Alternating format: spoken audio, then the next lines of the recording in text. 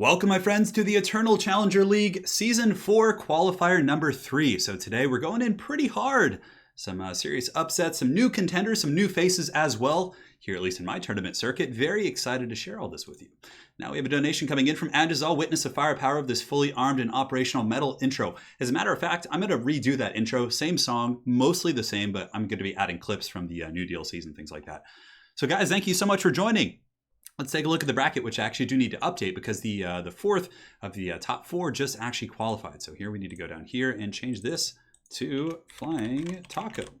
So today's top four that you guys see here is the result of, I believe, 48. There was 52 signups. I think after all was said and done, we had about 45 or somewhere in the 40s in terms of players played. So a lot of players in today's tournament. Yeah, good timing indeed, shock me saying. So we have Peabutter Special facing off against Zeus in our first best of three, and Anticity 2 facing off against Flying Taco in the second best of three. So let's go ahead and jump over to the brackets, and we'll show you guys kind of the run of the tape and how everything went down today. So it should show up here in a second. Perfect. So if we take a look here, you can see, let's look at just kind of their path. So for Peabutter Special, up here at the top, he defeated Hadries in a 2-1 series, pretty hotly contested, I'm sure. He went 2-1 against Dedokshin, and then he faced Poison Ducky with another 2-0. So some really solid performances here today from him. And for Zeus, he played against Ulrich Rahl with a 2-0 victory, a 2-1 against Yumais here, and then up here against Aneurysm Toss, he had a 2-0 victory as well. Now on the bottom side of the bracket, we have Flying Taco with a 2-1 over Central Scrutinizer, a 2-1 over Frank Drebin, and then a 2-1 over Chief of Clan BBB. And for Anticity here, and I believe Anticity actually is coming out of the, what is it called? The Fresh Recruit Circuit. So certainly doing very well for himself here. Very impressive performance. A 2-0 against Green, a 2-0 against a Rubber Duck of War, and then a 2-0 against Random Nicks here. And now he's in the grand finals, the quarterfinals, I guess you could say, or semis, against Flying Taco. So that is the tale of the tape for today's tournament. And of course, this is the standard bracket for anyone joining. This is going to be what you'll be watching today.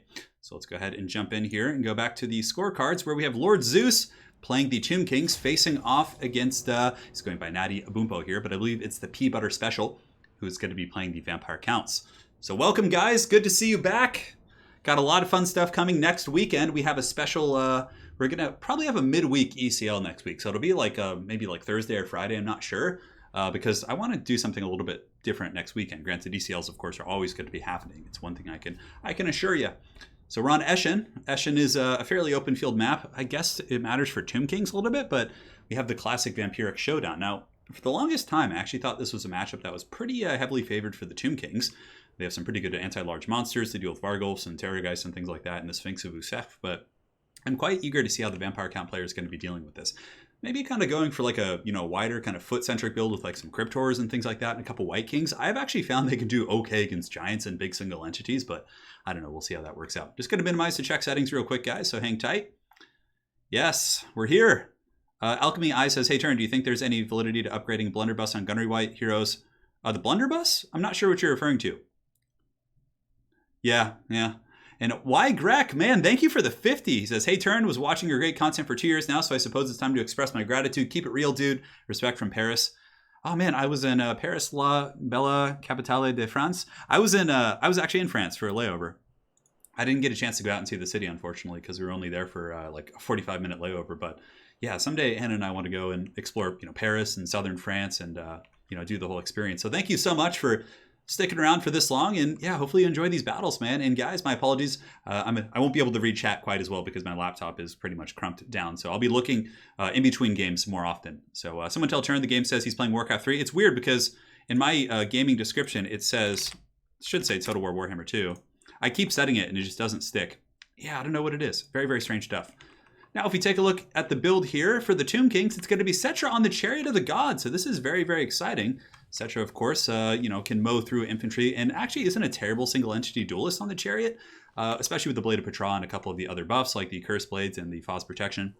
Or not Phos Protection, Arrows, Incantation of Protection, it can do well. So a Chariot Goon Squad coming in from Lord Zeus. Man, interesting stuff. So if we look here, and I mean, you would never think Chariots are good against Vampires, so I'm eager to see if he can make this work. -9 melee attack, applies Fire Weakness, which again synergizes with Cetra, who does fire damage, and also the Elixir of Might for 60% weapon damage. So apparently Lord Zeus was telling me that this Goon Squad is pretty powerful against single entities, even though they're Chariots because of the Elixirs of Might, plus the items and buffs from Cetra. So I'm really eager to see how he makes that work.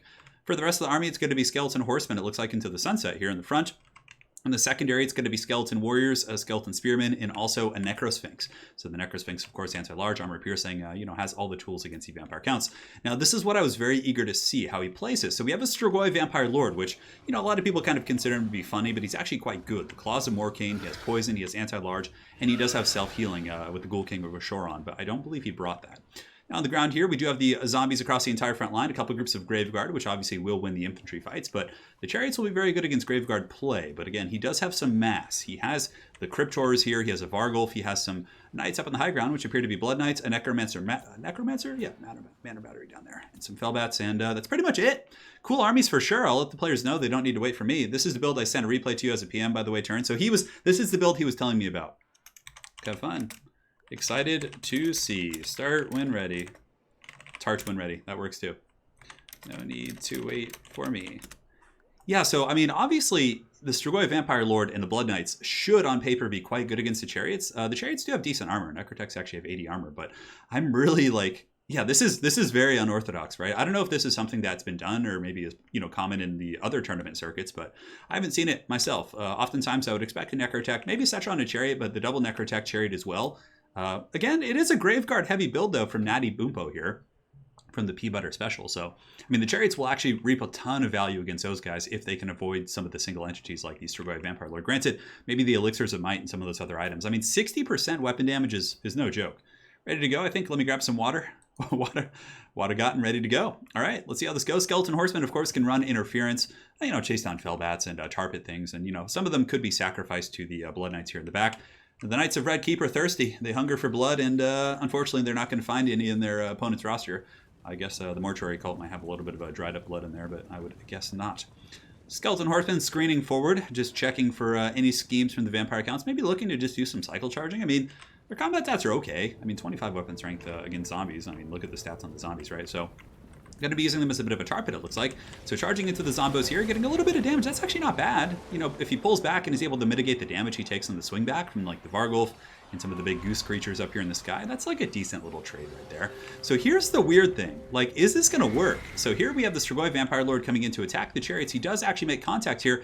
So this is Lord Zeus going to be baited into popping all of his buffs? And it looks like, oh, he's popping those buffs. He's popping them. So you can see the Blade of Petra coming down. I would imagine he's going to go after the Vargulf here, but no, he's chasing the Strigoi Vampire Lord, actually. It's a little bit of poke there, but now he's going to be turning about face, going after the Vargulf. And wow, look at the damage this Vargulf is taking from this goon squad here. So the Blessed Blade, and obviously I believe the items are probably popped as well. The Tomb Strike is popped, so the Elixirs of Might have not been popped yet. But man, this Vargulf's getting worked on by Setcher on the Chariot with the Elixir of Might was cast on him. Okay, so it's a targetable ability. So 672 suddenly is his combat stat line with the Joffs giving him bonus first large. Wow, and look at this. This Strigoi Vampire Lord's getting gooned as well by these Chariots. What is happening? This is just absolute insanity. Now, for the Vampire Counts, what they need to do here is Strigoi Vampire Lord needs to pull back and go fight somewhere else. Just start gooning this Colossus over here, this Necrosphinx, and just allow his Blood Knights and just chaff to tar pit these Chariots, which, they seem to be pretty good at gooning. Man, that damage output is quite ludicrous for sure. Really good breath attack coming in there. That was a beauty from Natty Boompo from the Pea Butter Special. And now he's going to be charging it again to goon out that Necrotech. And now that the load hath been blown, metaphorically speaking, Setcher and his other offensive cooldowns, the Elixir of Might, probably on, I think it's a one-time charge. It's like an item I never see, so I don't even know what it does per se, but now I do. Some of the summoned Cryptors. Okay, so it looks like the Strigoi Vampire Lord did also summon some Crypt Horrors back here, which is quite a nice little mass increase. And it looks like this one Necrotech is crumbling. He's getting danger low, 365, and I would imagine the Strigoi Vampire Lord is thirsting. So really, really cool usage so far. So the Vargulf's very low. The Strigoi Vampire Lord is relatively low as well. Really nice rear charge there into the zombies. Granted, they're just zombies. Probably into the Graveguard would have been a little bit better, but maybe taking a little bit of a circuitous route, trying to avoid the pressure from these vampiric beasts. Up on the high ground, there are some Skeleton Horsemen that have been forgotten into the annals of history, but perhaps they'll come back. And here comes the Chariot Charge, going to be going into the Graveguard, which is a good choice here. A little bit of a Wrath going down from the Wrath of Petra, an AoE ability from Setcher, doing some decent damage. Oh no, coming in for a gooning attempt though, as well as his Necrosphinx. If the Strigoi Vampire Lord goes down, that would probably be just game blouses. I don't think anything would be able to kind of finish off the big threats as easily here. But nonetheless, Blood Knight's still in okay shape, 37 of 45 models. There are some Skeleton Spearmen kind of shanking those guys, but it looks like they are going to get away relatively unimpeded. And now it looks like Peabutter is going to be going for a bit of a gank over here, trying to get his Vargulf, Blood Knights, and maybe the Strigoi Vampire Lord in position to strike. But I think he maybe kind of is a little bit wary from his engagement earlier, kind of the beating he took there. But nonetheless, Vampires, of course, in many of the ground engagements will be quite strong. And here comes a big fight. This is going to be game deciding right here. Now, what's nice for Lord Zeus is he does have the Skeleton Spears nearby to kind of saturate a little bit, but it looks like another Crypt Horror summon's come down. Blade of Setep, lowering armor and physical resist, and the Chariots are going in deep. Cetra is going to be riding down the Strigoi Vampire Lord, but Claws of Morcane popped as well. So suddenly his combat stats are going to be very juicy, but I think he realizes that's a bit of a losing trade there, and it's just going to be pulling back. But now the other Chariots are going to be ganging up on the Vargulf here, and I'm surprised at how well the contact has been for them, but nonetheless, it looks like the Vargulf is able to get away from most of those attacks using the summoned Crypt Horrors. So the Strigoi Vampire Lord did, of course, summon some Crypt Horrors right here, and those guys are going to be kind of, blocking the Chariots from doing what they want. Also, guys, there's a big old just blob of Blood Knights over here, and the Blood Knights probably should be able to collapse in. So far, for the Vampire Counts, being very conservative with their engagements, not staying into sustained combat for Cetra has been their saving grace. Oh, this is going to be good. Breath attack right over the head, doing about 500 damage. Beautiful cast right there. And the Curse from Cetra is going down, and it also, I think, it hits the Cairn Rates over there. But the Tomb Kings don't really have much in the way of, infantry quality. I think they have, do they have any Tomb Guard? It has a Necrosphinx here, some Skeleton Warriors, looks like some Skeleton Spears. And the Chariots are now turning about and trying to pick off some Blood Knights, which I suppose is a decent idea. The issue being is that the Blood Knights, of course, will wreck them back. Now, here in the distance, these Skeleton Horsemen, these brave heroes of Nehekara, are actually going after the Vargulf, and the Vargulf's negative 24. Chariots charging in the back. This could be a good pick here, potentially, but the Blood Knights are just pretty beefcakes, and they're going to be able to really put some serious dirt on these Horsemen as well as the Chariots. So here comes the Cairn Rates. What's nice about Cetra is he does, of course, do magic damage, so he is not going to worry too much about the ghostly nature of those units. And here we have the Necrosphinx, getting some chops in, but really good cycle charging here from the Vampire Counts, able to, kind of nullify the effectiveness of the Sphinx. But, I mean, if you can kill the Vargulf and the Blood Knights and then get this really nasty kind of gooning core going about, that could be pretty big. So Vargulf is down for the count. Necrosphinx getting a nice blow right there. Blood Knights are down to 14 models, and the balance of power is actually favoring, it looks like, the Vampire Counts right now, mostly because they just have so much left in terms of infantry. If we look here, we have 41 Graveguard. We have 86 right there. It looks like we have 88 Graveguard right there as well. And down here on the ground, you can see that the Cetra and his Chariot Goon Squad are going to be trying to finish off the Cairn Race now. Oh, that's a dangerous play. If this Strigoi Vampire Lord goes down, that is a way for the Tomb Kings to get back in this game that they are currently losing. Oh man, the Strigoi Vampire Lord's not going to be able to turn around. He's taking too many shots. He's at 440. He's crumbling, but it looks like, oh man, he's just barely going to squeak away. That is huge. Now, he's probably going to stabilize up in the sky. I don't know about the Winds of Magic situation, but that is a pretty big catch there. But now here comes the Vampiric Horde. So the Blood Knights, using their last couple models to kind of pin in the big old Necrosphinx. And it looks like a Breath Attack is going to be coming in from the Strigoi boy. I think he's doing it. Looks like it might be some other Witchcraft. Oh, and the Ushabti summon in the back pocket. What a clutch moment for that Ushabti summon while some Skeleton Spears fight over here. And it looks like some Skeleton Warriors kind of lurking in reserve over there. But nonetheless, man, that Ushabti summon was very clutch. That's going to help kind of saturate against the Blood Knights and things like that. But nonetheless, the Sphinx still does fall, and oh man, this Strigoi Vampire Lord up in the sky is kind of crumbling down here. Spirit Leech coming down as well. The Strigoi Vampire Lord does, of course, have access to some Lore of Death abilities in the form of Spirit Leech. It's a really good usage on Cetra right there, who's getting a little bit low, 1800 here, but it looks like, oh, this Breath Attack could be huge. This could be masterful. Nice Breath Attack right there. Although it looks like it kind of missed, even though it looked like a direct hit to me. But as far as the Vampire Count blob goes, there's still some Skeleton Spears. And I mean, the thing is that's really scary for the Vampire Counts is, yeah, they have a lot of stuff left, but if the Skeleton Spears and these Skeleton Warriors are able to just tarp at them, basically, and they get cycle charged by Cetra, that's going to be a losing situation, hands down. And these are actual Crypt Horrors, so that's pretty nice here. The Ushabti summon, of course, is temporary and will be disappearing here in a moment, but the cycle charging for the Necrotech plus Cetra is going to be really, really nasty. And here comes the dissipation of a summon. So the Ushabtis, I would imagine, are going to be disappearing here in just a few moments. But it looks like actually probably about another 15 seconds, give or take. Up in the sky, the Strigoi Vampire Lord is healing, so the fact that he was able to stabilize that Vampire Lord is quite important, but now it kind of gives Cetra the opportunity to just run shop on this formation. So he's going to be able to run back and forth, and since he does have the Skeleton Spearmen kind of fighting in combat here, he is counted as attacking. So basically he can freely cycle charge with his Chariots. It would be the same situation as if the Strigoi Vampire Lord was the only thing left, but he had some Graveguard fighting. You guys get the picture. So these other Skeleton Warriors in the high ground are going to be descending from the hill here. It looks like they're saying some stuff here. They're just saying good luck, have fun, good sportsmanship, always welcome. But I don't know. I think the Tomb Kings might be able to edge this one out. I mean, it seems a little bit ridiculous, but I'm surprised at how good these chariots are doing in melee combat. 116 and 153, the chariots are going to be pulling back, but here comes the cycle charging of Doom. So maybe they're going to snipe the Necromancer. I mean, that would be a pretty quick kill, I would imagine. But I think finishing off the Graveguard. Oh, man, those chariots just wrecked the Graveguard. But here comes this Strigoi. He's going for it. Blade of Setep is popped. Really quick reaction there. Cetra's at 684. This is like game deciding right here. However this goes, probably is going to dictate the outcome of the game. Strigoi Vampire Lord at 500 HP. Oh, and down goes Cetra. The Strigoi Vampire Lord's able to get him. Literally, that was like the deciding factor. Like, had Cetra and his Necrotect won that fight, and the Strigoi Vampire Lord went down, it was 100% a Tomb King game. But in that case, the Strigoi Vampire Lord with the big old Alpha Strike, probably going to be able to pull that one out. Oh, but he rampages it with the Curse of Jajaf, but is that rampage going to lead to his own doom? So this is, oh, it's actually a Tomb Prince, so it's not a Necrotect. I've been getting that wrong the whole game, so my apologies. But the Tomb Prince here going to be going after the Strigoi Vampire Lord, but man, the Haggard Vampire Lord able to pull out the victory over the dreaded triple chariot build. So it was a Necrotect, a Tomb Prince, and Cetra on chariots. I have to say, I'm very impressed about how well those chariots did against both single entities as well as infantry. It was a really cool build, but Natty Boompo here, P-Butter Special, played a very conservative game after he took his initial licks from Cetra and realized the power that was in that kind of attack there. He pulled back, he played smart, he picked his fights. Just great play for sure. So really well played to both players. That was an awesome first game to have on today's stream. And let's go ahead and update the scoreboard. So we're going to do it to it. All right. So there is for P-Butter Special here. And this is best of 3. So let's go ahead and go to the brackets. And next we have... oh, I guess I picked one wrong map, but it's okay. I'm the host. I can change the map if I want to. So we're going to do River Amazon next.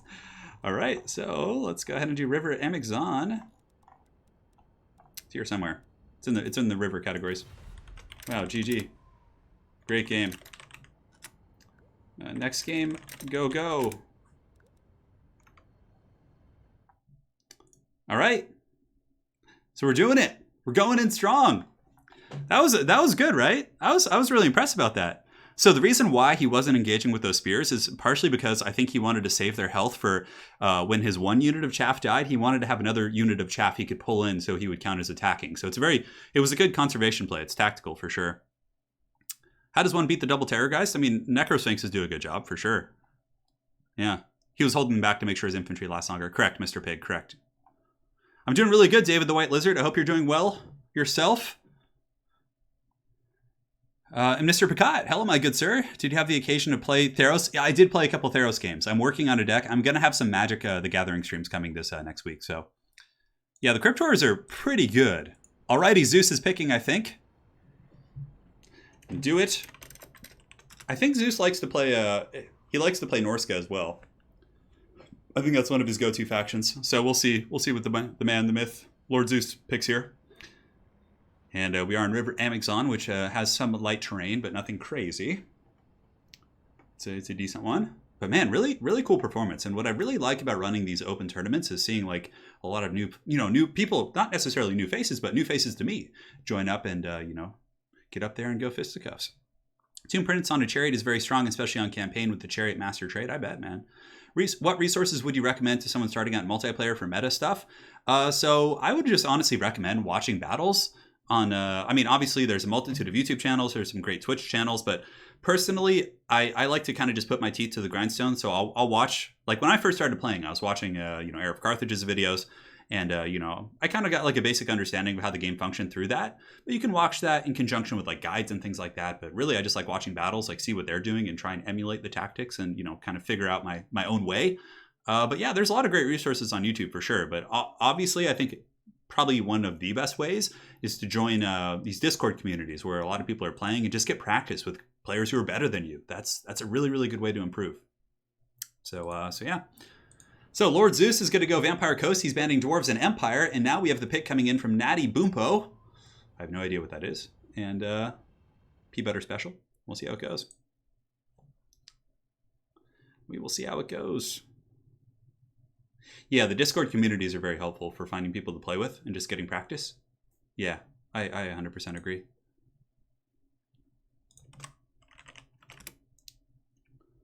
Stay tuned. You're next after answering some questions in the Discord. All right, great. Yeah, feel free, Dov, Felcon, any of you guys. Wicked, Pone. Misha, all of you fine folks here helping out. If you guys want to drop links to any discords you think would be helpful, please feel free to do so. I would take factions that I like and went into quick battles to crump some gits. Yeah, Banded Dwarves is pretty smart with Vampire. Dwarves actually have a good matchup versus Coast. Their bow infantry are pretty cost effective. Their Thunders can outclass the Coast. Like they have good anti-monster play with their Slayers and guns. Like, okay, so we have Beastmen facing off against Coast. Now, I feel like it's been the community perception that the Vampire Coast has the advantage in this matchup, and it's probably true. Granted, I consider myself to be somewhat of a Coast main, but I always have trouble against good Beastmen players, so I'm really eager to see what Zeus does with his matchup here against the Foul Beast people. Beastmen have some good ambushing points here, but again, there's a lot of open field here as well. It's only been one game, so perfect timing for anyone just joining. Ushapti Great Bows, niche. Yeah, Ushapti Great Bows aren't bad against vampires. Yeah, they can do some decent work. They can do some decent work for sure. They can indeed. Against Counts, I'm trying to remember how I used to play. I mean, I really do like using the Ushapti Great Bows for sure. You can do like an Ushapti Great Bow box or like a Bone Giant, you know, if you want to, and then just kind of defend with like halberds and your own stuff. You can go Monster Mash. You can go like Cetra, Necrosphinx, like double Tomb Scorpion with like a Necrotect, and you can get some really nasty like monster fighting against Counts. So there's a bunch of ways to play that matchup. There's a bunch. Which is Tomb Kings are a really strong faction. Yeah, Celestra is a good pick here. I think she's really good. Beastmen often swarm, and she has some really good AoE debuffs, and she's super durable for sure. Super durable indeed. Yes, the Dwarves were banned in this matchup because they're actually quite good in this matchup. Yes. Yes, indeed. Yes, indeed. We have a donation coming in from Cameron. Cameron. Sorry, I missed that. It was 5 minutes ago while I was changing some settings. He says, keep up the good work, and if you ever have time, you should do some WoW tutorials. World of Warcraft? Oh, man, I couldn't, bro. I haven't played World of Warcraft in forever. The last time I played World of Warcraft was 8 years ago? No, more than that. 10 years ago. Holy, man. 2010, yeah. So unfortunately, like, that'll probably not happen because it's just too much to learn in conjunction with, like, trying to focus on this game with my hand problems. But, yeah, I don't know. If you want, like, you know, 40K tutorials and things like that, I can oblige. Yeah. So the player's still picking their armies here. I want to click and snoop, but again, I don't want them to be able to stream snipe one another. So let's go ahead and set the time on unlimited as it should be. And yeah, just make sure that the army sizes are on everything that's correct. They've wronged us! Tehedwin of the Red Host says he's excited for Pea Butter Special. Yeah, really solid performance today. He had a good run.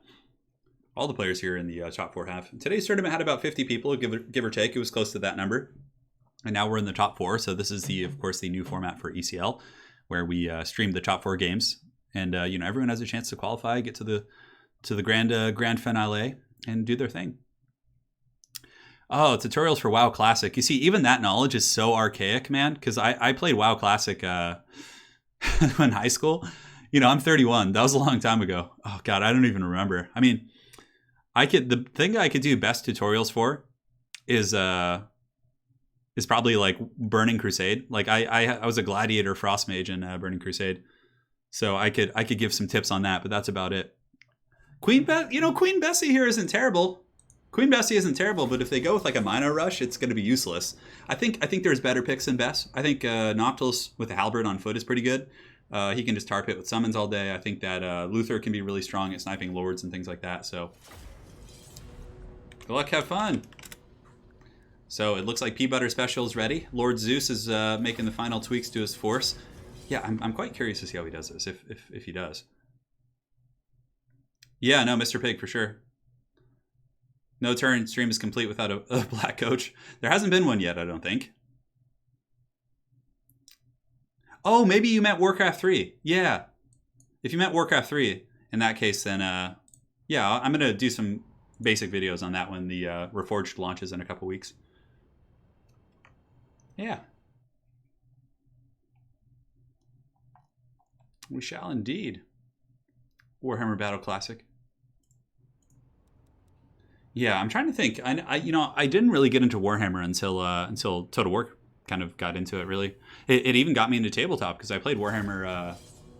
I played Warhammer Total War Warhammer, the first one, and then I was like, it got me super interested in the kind of Games Workshop kind of IPs. That's when I started playing tabletop, is like right when I got into that. So with my Chaos Legions, which there's a video up on the channel if you guys want to see my Chaos stuff. It's just like, you know, poorly filmed with terrible audio, but if you guys want to see what my my Chaos Space Marines armies look like, you can see those. All right, so River Amazon, pretty good good sneaky deployments for the Beastmen. I have a feeling, though, from Lord Zeus, just kind of what I can kind of infer from his playstyle, that we're not going to see a gunline or any sort of maybe like a deck dropper Air Force with Luther, with some bats to kind of fend off harpies and things like that. But I really think we're probably going to see like a crab build, like a big old Krabby Patty slam, just getting in there with like Count Noctilus with a halberd, trying to fend off the hordes of beasts. I do like deck droppers quite a bit. I think they have some teeth against Beastmen, but the problem being is that Beastmen players often bring like 2 or 3 harpies, and Fellbats lose to harpies, and it's not fun committing Luther Harkin to have to fight harpies, right? So it's kind of hard to get aerial supremacy against the Beastmen because of the harpies. So yeah, just my experience. Ever hear the theory that Luther can control a goose because he's part Strigoi? Huh, that's interesting. Yes, rest in peace, Warhammer Online. I heard it was quite a bit of fun. And here we go. Players are loading in. Oh, it looks like there's some cannons. All right, so he's making me eat my words. I was like, he's not going to do a gun line, but he is. The Wildman. What is this? What is this build? This is madness. No, this is Vampire Coast. So for his force, it's going to be his entire front line, guys, is bombers and zombie powered gunnery mobs. He literally has like a couple troops for his front line in the form of 2 depth guard plus some sirens, but his entire front line is the handguns. On top of that, we have Noctilus up on the Necrofex Colossus, and we have a couple Fellbats with 2 cannons, which are going to be back here, and he's fine. So basically, if the cannons were like right back here, like camping the edge of the map, that would be considered corner camping, but in this case, he's fine. He's okay. He's just kind of taking that real deep set formation. But yeah, wow. Okay. So his entire build is just like a gun line. And then like sirens and 2 depth guard, which is a pretty expensive investment in infantry. And they're pretty good at, you know, cutting through Beastmen chaff and things like that. But man, this is like a full gunline build. So we have Count Noctilus as well. And now for the Beast people, let's take a look. Probably a bunch of Raiders. Raiders are often quite good against the gunline of Coast. 4 Harpies, which will, you know, be very, very good at targeting the gunline, to say the least. And, you know, shutting down the cannons and bombers and things like that. For his front line, it's going to be Gores and Ungors. We have Viletide Caster with Brave Scream and Viletide. And we do also have Morkor the Shadowgave. And in the back, we have a couple pigs. So you bring the pigs just to deal with the armor. So if they have like a bunch of crabs and things like that, the Razor Gore herds are very good against that. As is the Gorbel with his bonus versus large and his big old karate chop axe. Also, what's nice for the Beastmen is based on this map, they're going to be able to kind of work their way through the trees with their value units and then cut through here and really minimize the amount of firepower they're going to be taking from those cannons. So pretty crazy build, just minimizing 1 sec to check on things. Yeah. Yeah. Does he have a rule break? You guys are saying that? 8 gunnery mobs max? I don't know if he has more than 8. I think he's fine. We'll check in a second, though. Although if they're different variants, do the zombie powered gunnery mobs count to the same variant? But 1, 2, 3, 4, 5, 6. Doesn't seem like something that's terribly pertinent. But again, we'll check. I'll minimize right now and check. Hang on, guys. 1 second, guys.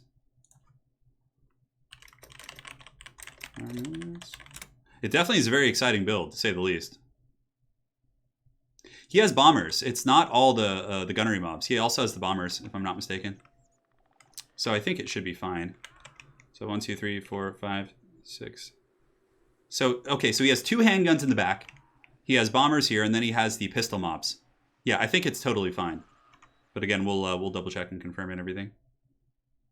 Yep, pistols and handguns. Well, thanks for bringing it to my attention, guys. It's a little bit tricky to cast or catch that stuff while I'm casting. But I think he's all good. All right. And now for the Beast people, let's go ahead and take a look. They've taken up refuge here in the tree line, looking to push outward towards the Vampire Coast. Vampire Coast does have a Fellbat presence, a Fellbat, which are quickly going to be feasted on by the Harpies. You know, Fellbats have almost the same melee defense, actually. 44 on those guys, and it looks like 40 on those. But for the most part, the Beast people should have aerial supremacy and all that. So, Harpies feast. One variant.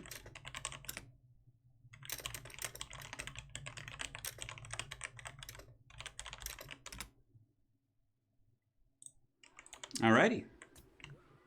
And the forces lurk. I was just checking the because we're using a relatively new rule set, so I'm just checking it out and trying to learn it myself to make sure I can catch these things. And it looks good. Ready, ready.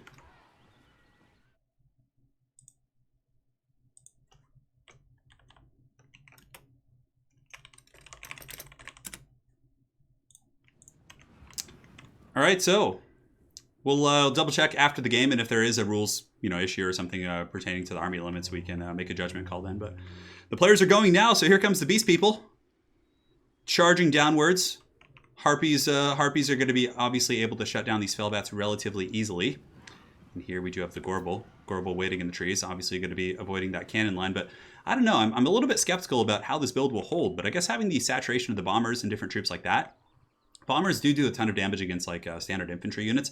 Raiders will be able to outrange not everything. They won't be able to outrange these zombie pirate gunnery mobs with handguns and things like that, but yeah, we'll certainly see how that goes. But the Beastmen probably going to take a super slow approach here, like super slow. Here comes Count Noctilus scooting forward. He obviously should be skirmishing here. And what's really nice about Noctilus when you're playing like a gunline list is that you can drop like zombie summons when the opponent is advancing. And as they do advance, then basically they're going to be getting tar pitted by different forces and things like that. So yeah, we'll see how that works out. Harpies up here in the sky flying. You can see the Beastmen, of course, using the terrain to their advantage, which is really smart. And like I said, this is a good map for the Beastmen because they have a lot of places to hide from a gun line. And now they're going to be collapsing, on the weak side of the Vampire Coast gun line. So some of these units here, like these gunnery mobs and things like that, which are very slow and probably will struggle to reposition, could potentially get collapsed on. So now you can see the gun line's going to be turning, bombers turning about face, handgunners turning. I like the Sirens as well. The Beastmen do have some magic damage, though. We, of course, saw the Bray Shaman did have the glorious Bray Scream as well as the Vile Tide and things like that. So yeah, we'll see how that turns out there. Harpies flying up in the sky, lurking overhead, cannons shooting in as well.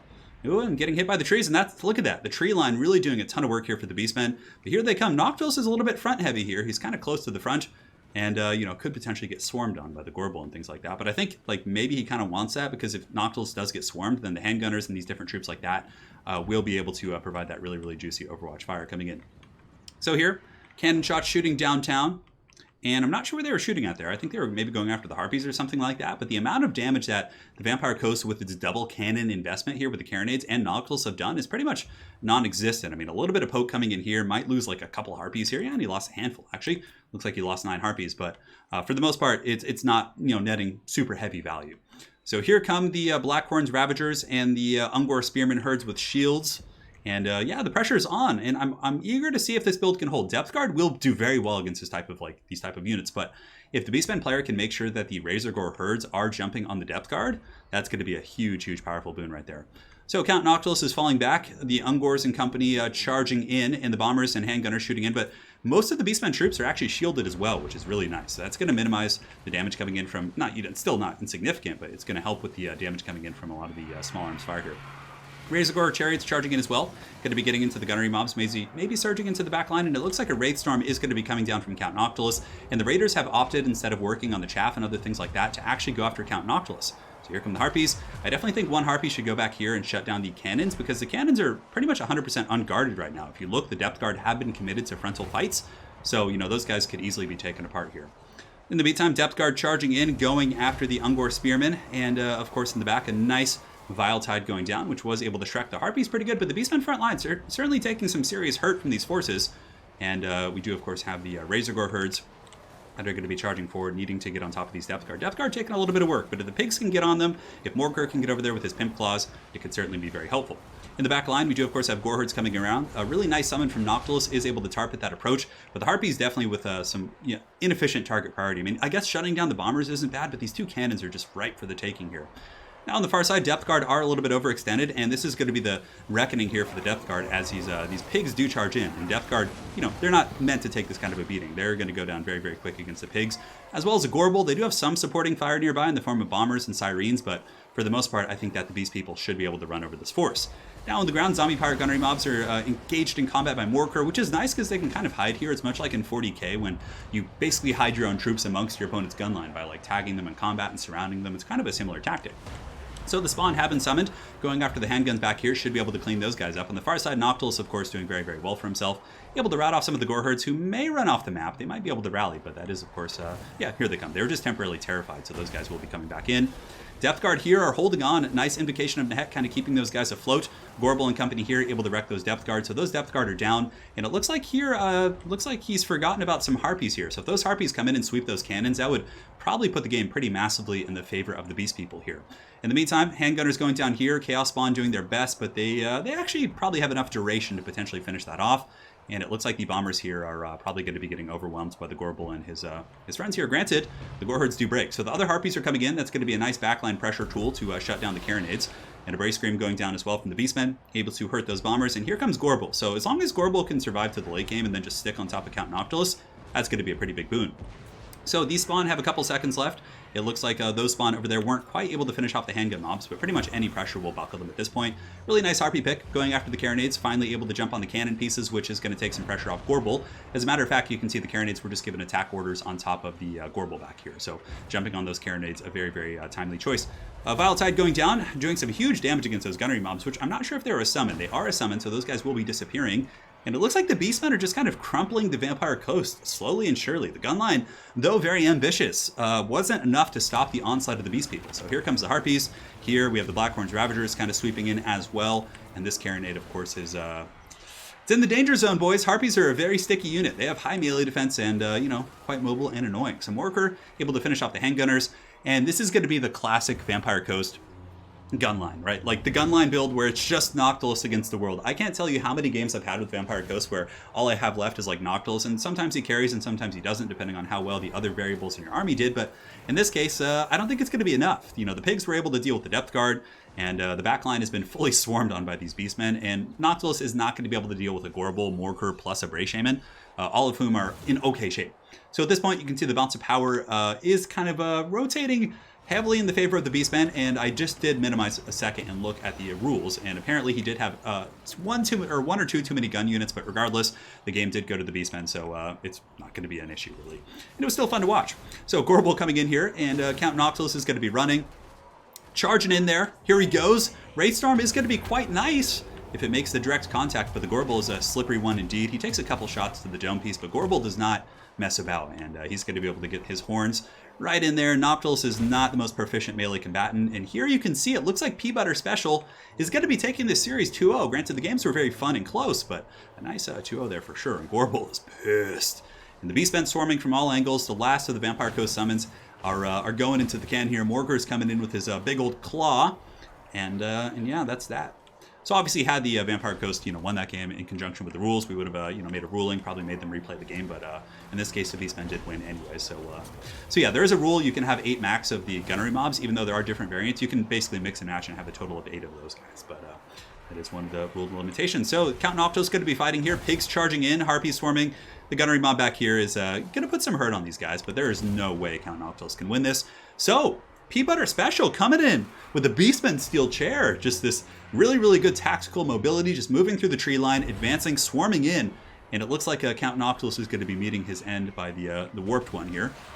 Morker the Shadowgate, if you guys have read his lore, it's pretty disgusting for sure. He's a gnarly creature. Just a horrific beast.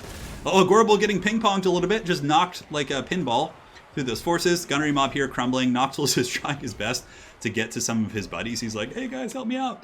And he should be dropping his load here in a second. Noctilus does, of course, have a summon. I have no idea how Army Losses hasn't struck yet, but I guess the Noctilus has some stuff. There's no way. And there's Army Losses coming in, I would imagine, here in a moment, as the Raiders are really peppering in some damage. But I guess the drop of the zombie summons here is going to buy him some time. But there is the Army Losses. And P-Butter Special is going to be advancing on to the Grand Finals to face the winner of the bottom side of the bracket, which we'll be getting to in just a moment. So thank you guys so much for joining today. It's been a blast so far. Some really exciting games in our first best of 3.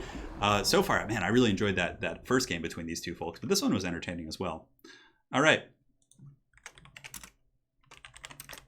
One sec, guys, and let's update the bracket.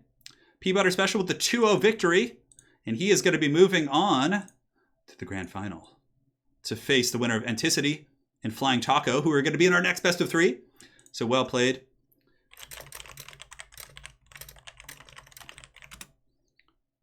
All right, cool. GG, well played. Thanks for playing. See you later. So P-Butter, you're in finals. Stand by after next best of 3. Well played, Zeus. Cool. All right. So let's get the next players in here. We'll get this party started. Good man. Zeus is going to come join you guys in chat, sounds like. And so yeah, we'll get the next players in here. So we're going to get Flying Taco hanging out in Discord. rejoin this lobby in finals. All right, so let me minimize, get the folks ready to go. It is all about the crabs versus the beastmen. Yes, indeed. Cool. So now we have Flying Taco versus Anticity. Let me go ahead and tag them in Discord.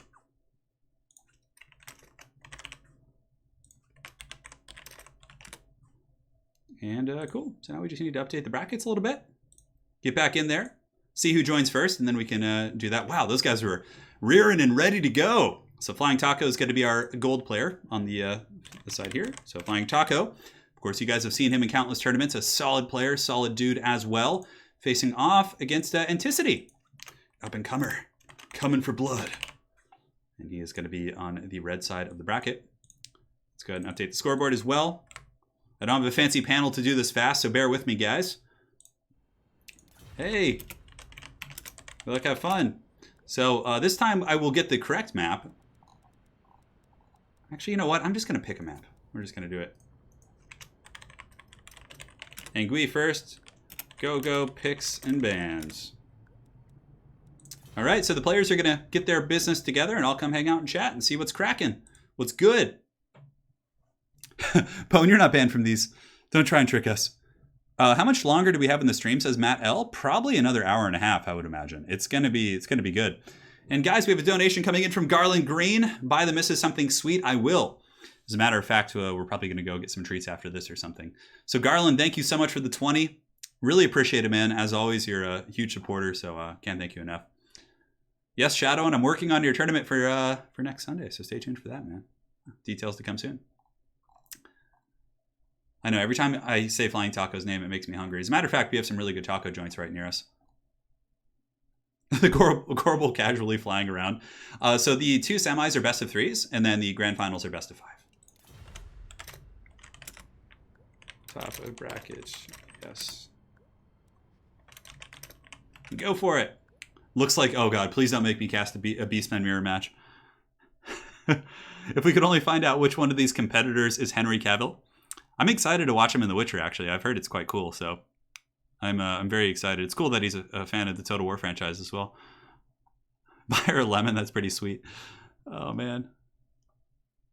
I remember my 3rd ever multiplayer match being against Flying Taco, got easily dumpstered by him.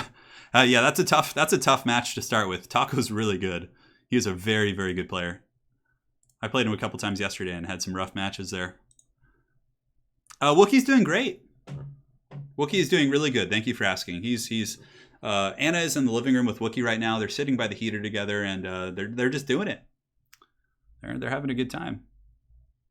Why do so few YouTubers live in Kansas? I have no idea, man. I'm really maybe it's that's a very multifaceted question.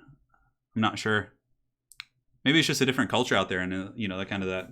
I don't know. Yeah, I can't answer that. Toss a coin, do it. Yeah, it'd be really cool if Henry Cavill actually voiced a character in this game. That would be really badass. Toss a coin to your turn, O Valley of Plenty. Oh, man. All right, guys, so back to the lobby. We have a Flying Taco who's going to go Empire, and he's banning Dwarves and Dark Elves. And then we have Anticity playing Vampire Coast. You know, I've in recent times, I felt as if this is a favored for the Empire. I feel like Huntsmen are just so damn good here. But nonetheless, Vampire Coast is like a top-tier faction. So it could obviously be an even matchup, but that's just my perception as someone who's played a lot of Coast. Is Total War... so Total War, the studio that makes the Total War franchises is located in England. Wookiee's a mix. I think he's like a pug, Affenpinscher kind of monstrosity of some sort. Yeah. Too many covers, Garland? Yeah, Creative Assemblies in Horsham, England, yeah. Really nice people, for sure. Definitely passionate about their game. Some delicious water. So Coast versus Empire. I foresee Flying Taco to come out with like a ton of Huntsmen. A couple light like Empire Knights for some pressure pieces, and obviously just Swordsmen and Sigmar Sons in the front line and things like that. It's usually pretty damn strong. Now, for Coast, Mortars can do okay, but Huntsmen are kind of in a loose formation, which is weird. So it's a little bit tricky to actually shut them down with like traditional mortar play, whereas Mortars are better against like crossbowmen and things like that. But Huntsmen have really added another kind of variable to the equation. They're good against Mourngulls, decent against big armored crabs, simply because of their bonus versus large. It's not like, huge, but it can still do some work for sure. It can still do some work. Yeah, so we got Empire. Wookiee, yeah, Wookiee's like an Affenpinscher pug. I don't know. He's some sort of a weird hybrid of the bunch. Hey, Nate McBrady, welcome to the stream, dude. Hope you're doing well. Wookiee is a great unclean one, yeah. As a matter of fact, this morning I was talking to my lovely wife, Anna, and she mentioned, he's like, if Wookiee had antlers, he would basically be a great unclean one, like the way he looks. Because, the Nurgle greater demons do have the epic antlers and stuff. I'll let him know. Start anytime. No need to wait. Maybe a wild Queen Bessie pick. Queen Bess against Empire is a little bit dicey. Empire, in my experience, I usually do bring some cannons against Vampire Coast. So that's something to think about too. How do bombers work against hunters? Not well, because their range is really short, so the bombers can simply be kited and kind of shot to pieces. Are the Empire archers good in any matchup? Yeah, they're okay in a couple. I think they're actually okay against these guys. They're cheap. They can trade well against the gunnery units and the zombies, and I wouldn't be against mixing in a couple with the huntsmen. Just have them up in the main battle lines, kind of shooting. And if your opponent wants to commit resources, they only cost like 300 gold or something, so it's not like a huge loss. Anticity is ready, sending a message that he's ready to go. We'll see what Flying Taka responds with. Are we going to see the Emperor Karl Franz? Who I actually love in this matchup is Marcus Wolfhart. Marcus can do some work at sniping. For sure. His nets are useful too to like shut down annoying scurvy dogs in your back line and allow your Empire Knights to like, pin them down and stuff. Hunters versus Luther incoming. Yeah, that's kind of the thing.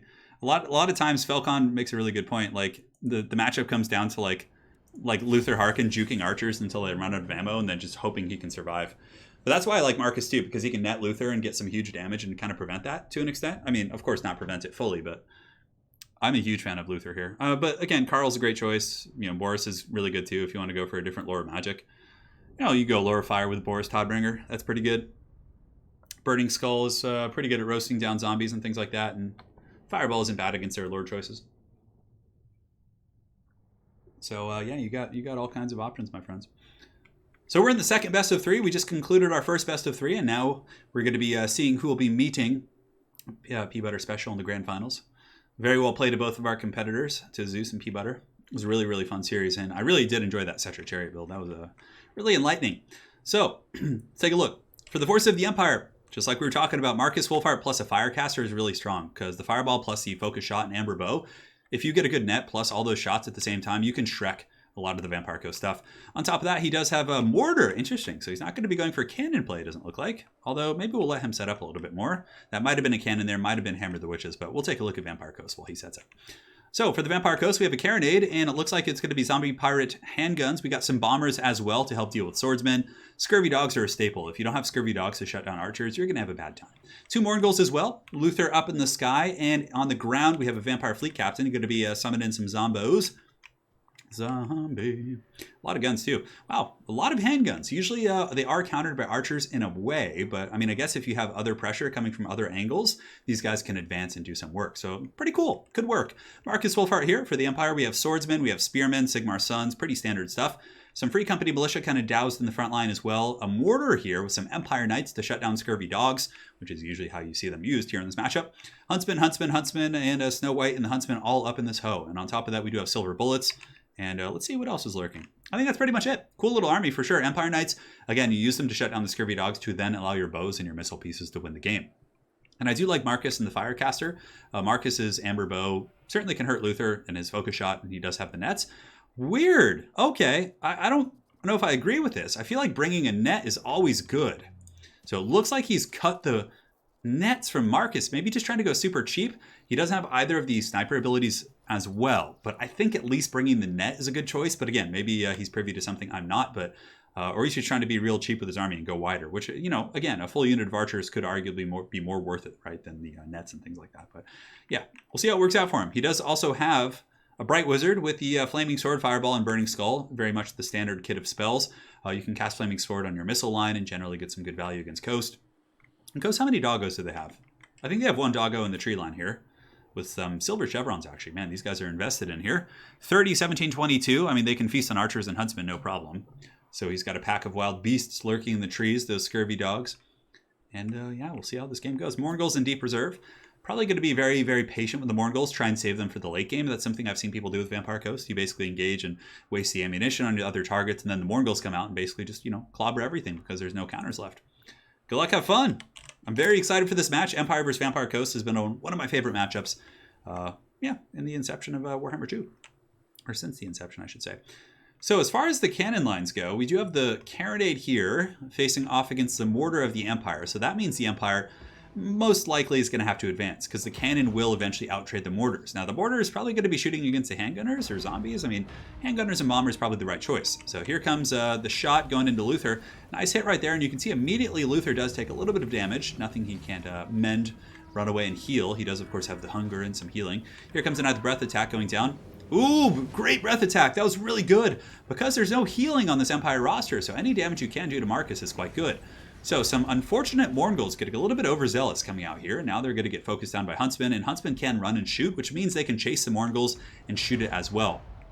On that same note, you can see Cannon Fire is going to be shooting after Marcus here, and the Mourngul's taking a lot of damage there. So pretty good start for both players. The Mourngul, casualties here is pretty big for the Empire, and of course the sniping that Luther was able to get here on Marcus Wolfheart is quite substantial as well. So up on the high ground, Mourngul's, well, not even high ground, I guess it just looks a little bit higher than this ground over here. But the Mourngul's are going to be falling back, which is smart. They do get an invo, and they don't lose any models, so far so good for the forces of the Vampire Coast. And up in the sky, Luther Harkin taking some shots. Ooh, Free Company Militia unleashing a salvo of pistol fire right there. And it looks like the Carronade is shooting at the Spearmen for some reason. It should be shooting at the Empire Knights, or maybe some of these assets back here. I honestly don't hate the idea of trying to snipe Marcus either, just sitting the cannon on him the entire game, which then focuses your opponent, or forces your opponent to kind of deal with the cannon at some point. So now the Empire Archers coming in. Huntsmen are going to start saturating into the Zombie Pirate deckhand mobs. I would imagine that Flying Taco will soon grab the Huntsmen and start shooting at the Bombers and the handguns in the back, because they have 160 range against the 55 of Bombers and the 145 of those guys. So with good micro, the Huntsmen should be able to kind of stay away from the retaliation from the Vampire Coast gunline. Looks like Empire Knights might be trying to find a little bit of a weasel way to get in there, and honestly, it might not be a bad idea to just kind of sacrifice them to shut down the Carronade, because they may come back. Granted, there are some scurvy doggos back there, and I really like what Anticity's done with his handgunners by having a layer. You can see he has some back here, some back here, some back here as well, so even if the Empire Knights get back there, they're going to be taking a salvo of heavy fire. So in the front, Bombers throwing in, doing some good damage against these Empire Spearmen. What's really cool about Bombers is that they actually can do some decent work even while your infantry are fighting. Sorry, having a sip of water there, guys. A little bit dry-throated here today. Free Company Militia going to be shooting up here in the sky, but it looks like Luther and some dogs, scurvy doggos, are going to be coming in, as a Burning Skull is going to be dropped right here on these Zombie Fire deckhand mobs. Going to be roasting those guys pretty good. Luther does also get the really good engagement here against the Free Company Militia with some scurvy dogs. Countercharge coming in from dual Empire Knights. So really committing a lot of resources to kind of shut down this position. And it seems like the Empire is doing pretty good in the center. Now, they have been buckled off by the Bombers to an extent, but really the important thing for them is having their Huntsmen be healthy. The Huntsmen are really kind of the saving grace here for this army. And plus, they do also have the Silver Bullet. So the Empire gun line is really what's going to matter. Their frontline troops are kind of a bit of a sacrificial lambs in this situation. The other two Empire Knights on the far side engaging against the Mourngul's and also shutting down the other group of scurvy dogs. So it looks like there were two scurvy doggos in total. I think there was two scurvy dogs. A little bit hard to tell.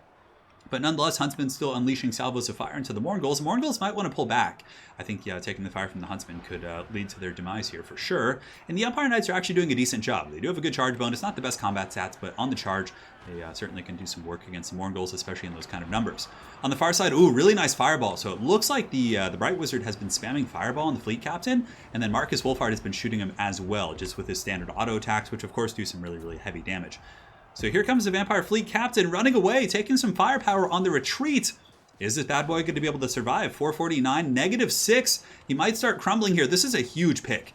If you're able to get the Vampire Fleet Captain this early in the game, and he starts, no more invos for Luther, that is like a huge, huge game-winning play for sure. But anyways, good play here by Anticity. He's able to get the Vampire Fleet Captain away without taking too much punishment. But now you can see the inexorable tide of the Empire pushing through, able to actually get past the Vampire Count front line, or Vampire Coast. And a fireball's coming in. Is the fireball going to make contact? 1300 HP down to 880. really nullifying a lot of that heavy healing. But now there is a secondary wave of strength from Anticity. So though his front line is compromised, he has a lot of handguns back here. He's got 1, 2, 3, and it looks like, is that a 4th handgun or a gunnery mob? Yeah, 4 handguns back here, guys. So those guys, for example, could snipe this Bright Wizard. They could all turn all their guns on this Bright Wizard with Luther, and that guy would probably die in a matter of seconds, which would help normalize the bounce of power. So at this point, Luther needs to start juking also, because I think the Vampire Coast, their best option here is just to kind of try and run them out of ammo and just, hopefully Luther's still alive at that point in the game and some of these other units are. But, aside from that, the Empire's doing very well, very, very well in their engagements. Here, these Huntsmen are shooting in. Morgul's over here following. These brave Empire Knights holding. Going to be able to kill the Morgul's, probably these zombies, probably these Scurvy Dogs. There's Empire Knights coming back over there. There's just so many variables going well for the Empire. But here comes a massive salvo of fire coming in from these Zombie Fire Gunnery Mobs. But man, they're compromised by the Swordsmen already. Luther going in for a snipe here, which is a really good play. I think he needs to take some really risky gambits to try and get back in this game. And the Bright Wizard will certainly be going down very quickly against Luther Harkin. Granted, the Huntsmen and Marcus are helping. Nice Burning Skull going into those handguns right there. A little bit of friendly fire against those swordsmen, but you know what? Sigmar can handle it. He'll be fine. Scurvy Dogs coming back from the forest where they were fighting over here, and now we're going to be engaging against some Huntsmen here. But the Bright Wizard is sniped, but Luther had to pay a bit of a troll toll for it, and I think that Invocation has to be used on Luther now. Like that's the last thing that Vampire Coast really has going for it. If Luther Harkin goes down, it's 100% game over. There's still a mortar online as well for Flying Taco, which is nice. So that means he has steady pressure throughout the course of this game against the handgun mobs back here. But you can see the balance is just going more and more into the favor of the Empire as Luther is just taking shots up in the sky. He's straight up LMFAO, shots, just getting shot down right here. And yeah, that was pretty ridiculous reference. And down to 704. Free Company Militia advancing and shooting. Silver Bullets shooting as well. Well, those are actually just Silver Bullets. Free Company Militia are trapped back here. Handguns getting some really good crossfire, but I think that's going to be army losses. I mean, Luther is crumbling, and the handgunners back here, though I really like that kind of a tactic from Anticity, the forward pressure from the Empire with the Huntsmen, so strong. It's really hard to beat with Vampire Coast, I feel. I think you need to have a lot more Scurvy Dogs and just go ham with your micro. Just like bring a couple cannons, shoot the Empire Knights, and then slip the Scurvy Dogs and Fellbats onto the Huntsmen. It's way easier said than done. I think it's hard. But well played to both players. Taco had a great build. He pushed through. His Marcus and Fireball sniping was really good. And yeah, was able to win him the game. So well played. Well played indeed. You like the reference? Okay, good. I'm glad it was well received by some folks. That's going to be game 1 going to the Taco. If he wins the next one, he advances on to the grand finals. And for the next map, I'm just going to pick it because I'm feeling a little bit excited now. To Alpine Ridge. Now, they already played this one in the tournament, so we'll do a little bit of Prague action. Prague next. Good luck, have fun. They can do their picks and bans now. 10 out of 10 LMFAO reference. Yeah, I know. That's like, I used to work for a music company, right? And it was one of the companies that they basically handled LMFAO, and when they first came out, I had to listen to that song like all day. I was like, oh, just end me. Just end me. Yeah, the Scurvy Doggos did well. Vampires can be amazing if they're used right, but they're easily punished like other... Yeah, for sure. I think that Vampire Coast is more easily punished than like Tomb Kings. Tomb Kings, like, it's much harder to just kind of crump with like a straightforward build. Yeah, Vampire Coast was pretty OP for quite some time. They were indeed. The Empire advances, breakthrough, Sons of Sigmar. I know, it's pretty epic. Anytime there's an Empire win, it's always very, like, very, very heartwarming, endearing. It's like watching, it's like watching that scene in the Avengers Endgame when all the Avengers assemble. Yeah. Mark is looking for that Luther. He certainly was. I know. Yeah, I know. It's weird, right? Okay, so Anticity's going to pick Dwarves, and he's banning High Elves, and, who else? SK. Skaven. Okay, I was like, I had to think about that. So I probably... Beastmen can be pretty good, but Dwarf boxes can also be very gross. I mean, they can do some work against Beastmen with like Gotrek Felix and a bunch of gyrocopters like flying over. So there's some really like interesting builds. But Flying Taco is apparently a super good Beastmen player. So we're going to see what he's going to be working with here. And we'll do it to it. We will do it to it, brothers. See how this one goes. We'll see how this one goes indeed. Bubba's Big Blast coming in with the fiver. Give us Ethereal Crabs. That'd be OP. Imagine how tanky they'd be. Sawyer Jones says, I was a young middle schooler screaming shots, shots, shots all day. Good times. Oh my God. I can only imagine. When I was in middle school, what was the thing that people were obnoxiously singing? So I was born in 1988, so it would have been like late 90s stuff. I mean, I remember going to school dances in the 90s, like having NSYNC and Backstreet Boys actually be playing. And like people had like frosted tips, you know, like and bleached hair. That wasn't even like a meme. That was like just like middle school back then. Campaign units are not allowed to be played in multiplayer battles because they're not really balanced. Yeah, you know, putting it all... I mean, maybe he's a dwarf player. I'm excited to see. A lot of people who play Vampire Coast often play dwarves as well because they have very similar playstyles, but in some ways. I mean, Coast is a little bit more diverse. They can play more forward heavy. But yeah, the Beastman is ready. Flying Taco's ready. Dude, every time I see his name and his profile picture, I'm just like, tacos. I need them. I need the mannequin. We haven't seen any elves today, really. We haven't seen any. Yeah, oh my god, Who Let the Dogs Out? Oh, okay. It was Who Let the Dogs Out. It was Mambo number 5. Remember that by Lou Bega? 1, 2, 3, 4, 5. Oh my god, that freaking song. That was the song that was... Everyone was singing Mambo number 5. Oh my god. Who Let the Dogs Out by Baha Men. NSYNC, Backstreet Boys. Blue Man... what... I'm blue, abadi abadai. That one, remember that song? Oh my god.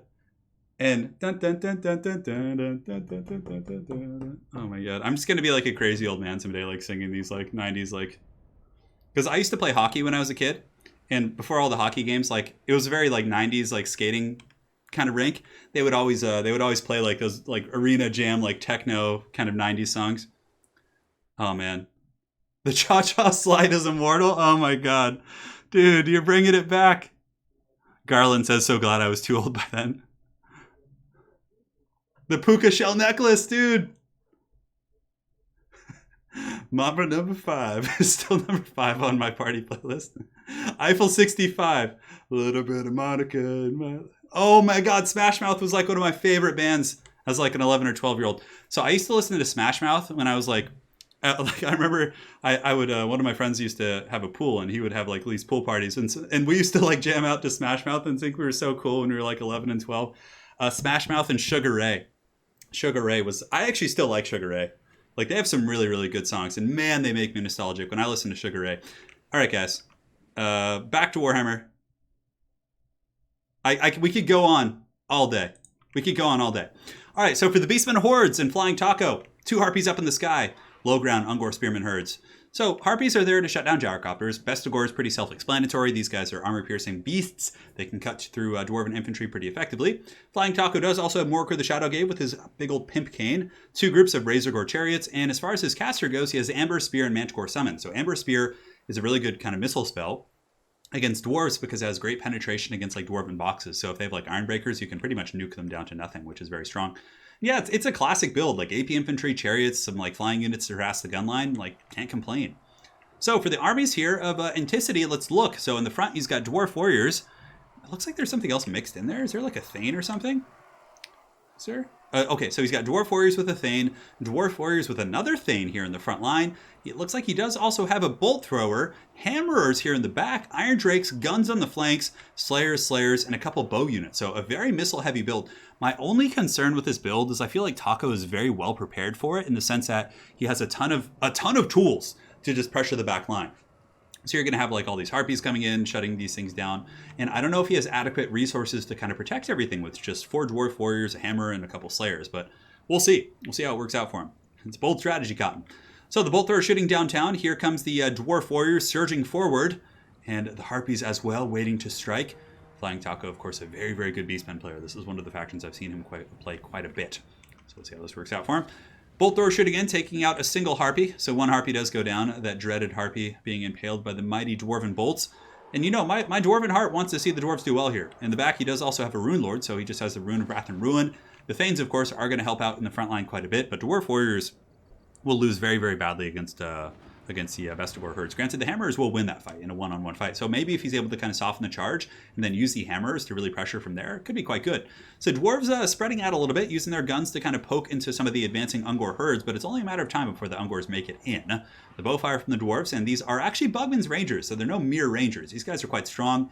Gun units on the other side is shooting into the Harpies as well, and the Harpies are taking some hurt. They're down to 42 of their 45 models, but more importantly, the HP has been struck. And here comes the caster. So it looks like the Brave Shaman might be getting ready for an Ember Spear in the front line or something like that. Dwarf Warriors peeling off. Hammer is getting a nice cross charge into the best scores, which means the best scores may not get their charge bonus. However, Flying Taco does get that juicy chariot charge. So the chariot's coming in here. Oh, but here comes the Troll Armor Torpedoes. They are also protected by Dragonback Slayers, but oh, that's going to be rough. Oh, so much damage. Dragonback Slayers are going to surge in and start chopping these guys down. Harpies on the far side shut down as well. But unfortunately, Slayers are going to be forced into combat with Bestigor Herds, which isn't good. Slayers are not good against armored infantry. And here in the front, the dwarves are getting crumped on pretty much all fronts. I mean, here you can see this dwarven front line just getting run over here by Morkur, as well as that Brave Shaman and the Bestigors. And decent damage given back by the Thane, but yeah, the dwarven backline certainly in some trouble. In the meantime, you can see Thunders and Bugman's Rangers are going to be forced into melee combat. So Bugman's Rangers, they probably will win in combat against like Ungors and things like that, but that's not where they want to be. It's a bit of a scary situation. Granted, here, nice picks by the Dwarves. The Hammers and the Thane are able to actually finish off one of the Razorgore Herds with really good focus fire here from the Trollhammer Torpedo. So one of the chariots is completely shattered off. So that's a huge catch for the dwarves. Really, really nice play right there. Now, if the Trollhammer Torpedoes can stay online and keep picking off high-value assets, that could be a pretty big game changer for sure. But unfortunately, for him, the Beastmen have swarmed all over these Iron Drakes. The Bolt Throwers are going to be going down in a matter of seconds as well. We do have the Rune Lord and the Thane just kind of whipping their hair back and forth here on the Razorgore Chariot. Might be able to do some decent damage and take that bad boy down, but that's more of a reference for Morkur, I think. Anyways, Dwarven Thunder is shooting in against the Bestigor Herds, but I just feel like the Dwarves don't have the assets to defend all the guns they brought. They brought so many missile pieces and so many squishy things, and Beastmen like specialize at swarming gunline armies. That's like one of their biggest strengths. So I think the build was a little bit ambitious, and it certainly, has some teeth. Had the Beastmen gone more elite and more narrow, it could have worked, but there was just too many swarming Beastmen units, and you can see the bounce of power, though falsely inflated by Spawn as well as a Manticore, is going in the favor of the Beastmen, and I think it's pretty substantial, actually. Up in the high ground, we have a Rune Lord. I mean, Rune Lord is not going to carry the game, and the Dwarves do have a pocket of strength up here. They have some Dwarf Warriors right here. They have a Rune Lord. They have a Thane, but I don't know if that's going to be enough. And down on the low ground, Iron Drakes are just getting shut down by all the Spawn summons, and yeah, they have 120 armor, but that's not going to save you from this. This is quite a cacophony of violence here coming in from the Beastmen. Hammers surging in as well. 48 of these bad boys are some Slayers as well, Dragonback Slayers and a Thane. I mean, maybe if the Dwarves can get some huge value in this pit fight and also win up here and then collapse downward, maybe. Nice little Ember Spear coming in from that Brave Shaman right there. Able to shoot in and poke that Thane, who's now terrified. Well, he's a disgrace to his ancestors, that one, getting terrified by a mere feral Manticore. Granted, I mean, Dwarves are, they're not fearless in the lore and things like that. They're quite stout, but that's pretty much going to be game. Is the Beastmen just running over the Dwarves in that one. It's a hard matchup for Dawi, but I think you got to go more tie and tight with Dwarves. Like have a tighter formation, maybe like 1 or 2 Thunders or something like that with some Gyrocopters if you want to be really ambitious, but Harpies are so good. It's a tricky one, but I think you got to go like with Longbeards, Thunders, like maybe a Grombrindle with a Smoke Bomb and a Runesmith for a slow, and then just like tank it out. This was way too much to protect. Double Iron Drakes, they're expensive. And like the Dwarf Warriors are not going to hold up against Bestigors. But nonetheless, you live and you learn. That's how I learned to play Dwarves. I'm just getting crushed by all these these swarming factions enough. Well played to Anticity, having a really good run today. I got to say that for sure. He made it all the way to the grand finals. Absolute beast. Had some really good wins against great players early. So well played to Anticity. And now Flying Taco is going to be moving on to the grand finals to face P-Butter Special in the Duel of the Ages. So well played. Well played to those two fine gentlemen. Yeah, the Dwarves, you got to play a little bit more defensive, like tighter, I think, for sure. It's hard, though. It's hard. Flying Taco's a super good Beastman player, so you're gonna run into problems, boys. All right, so let's go ahead and go back to the lobby, and we'll get the lads in here. GG, well played. Taco, stay here. And P-Butter Special, it is time for you to join. You can go ahead and join up in this slot for now. I think you were able to see the lobby before, so we should be fine. Well played, Ent. And let's go ahead and fix the scoreboard while we hang out and chat. Enjoying life. This should be a good duel here. This is best of 5. P-Butter Special. It's coming in. Curious about the significance of that name. Alrighty, so looks like you might have AFK'd after that, so we're going to go ahead and free up the space so the finalists can join up. Let me go ahead and tag them in the Discord.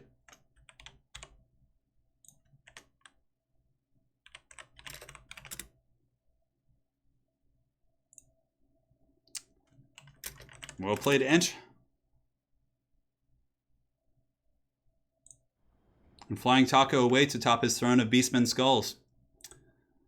It's really funny because in the books, if you're reading like Gotrek and Felix books and things like that, the Beastmen are always just straight up Walmart. Like whenever there's like a big chaos invasion in the lore, like the chaos like warriors just send in the Beastmen to like die initially, and then they just come in and fight. It's hilarious. The Beastmen are always just like the haggard sacrificial lambs. I mean, quite literally, right? Best first founding chapter for building a homebrew themed after the Empire and Warhammer Fantasy. M-Tool, I would probably say Knights of More, or just do the Knights of More, like that knightly order. They're so cool, like just like with black and gold, and then they have like skull iconography, and like it'd be really cool. Yeah.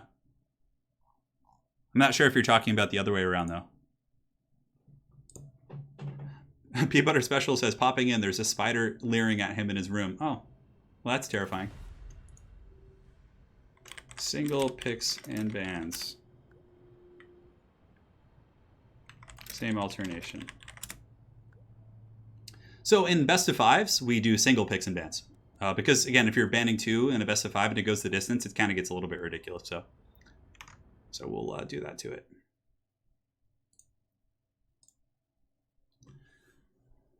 Welcome to the stream. Beastmen are ideal for filling moats or trenches. Convince me otherwise. Yeah, it's kind of what happens actually. In one of the Gotrek and Felix books, there's like a Chaos army attacking a city, and they just send in like thousands of Beastmen to just like get massacred, just to test the defenses of the city, basically.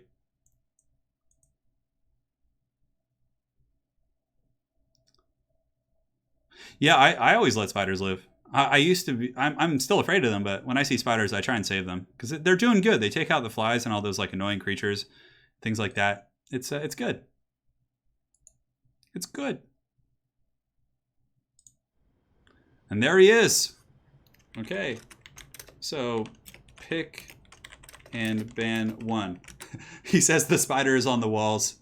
They're all in the walls. It sounds like a H.P. Lovecraft story in the works, although not rats, but close enough, right? Single bans here. Go, go. Good luck with Spider.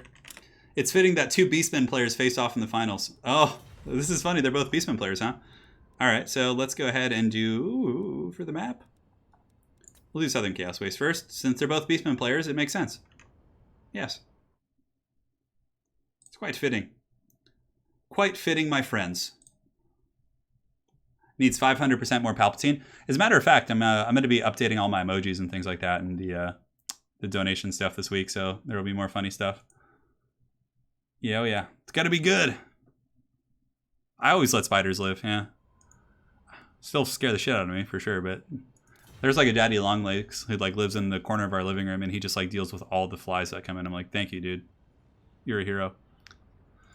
Yeah, I don't mind snakes. Snakes don't scare me, but spiders are just like, oh man, too many legs.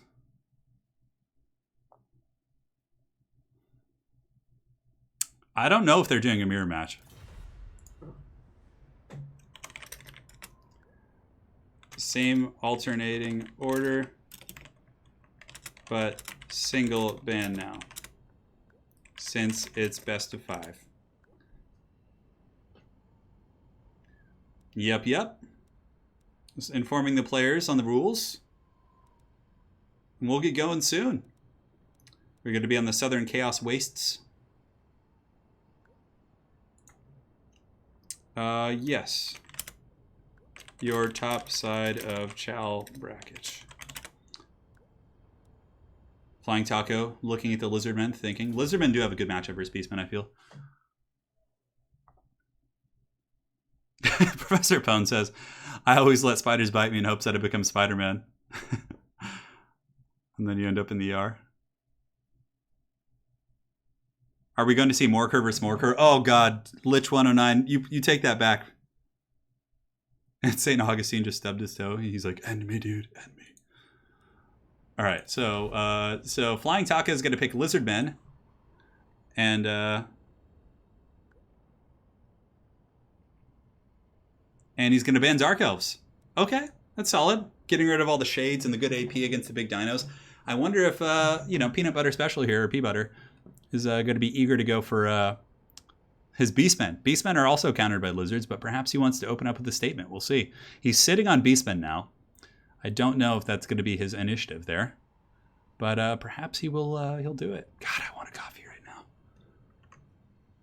Give me that sweet coffee. Yeah, I've been seeing that. I've seen a couple. Bubba's Big Blast. Planet Zoo is like blowing up on YouTube. I've seen a couple like channels, like Party Elite, for example, has been posting like Planet Zoo videos, and they're like super popular. Yeah, and I've seen it on a lot of other channels as well. Like Planet Zoo is just killing it, and I'm like, oh man, isn't it just like a tycoon simulator game? But I guess it's really good. This is the grand finals, guys. This is for all the marbles, and he's going Beastmen. Oh, is he going to go for the dreaded double giant build? That would be interesting if we saw some giants. Giants are very good against dinos. Granted, dinos have good counters with salamanders plus skinks and things like that. So yeah, there's options here, but we're gonna have Beastmen versus lizards. Very well, says Flying Taco. Oh man, the tension, it's palpable. Can be cut with a knife here. We're gonna see how this one goes.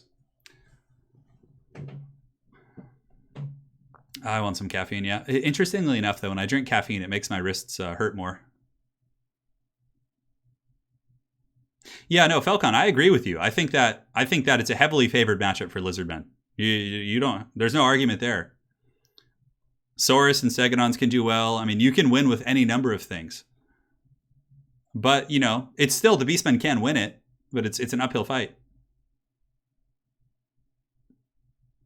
Yeah, Bubba's Big Blast. You raise a good point.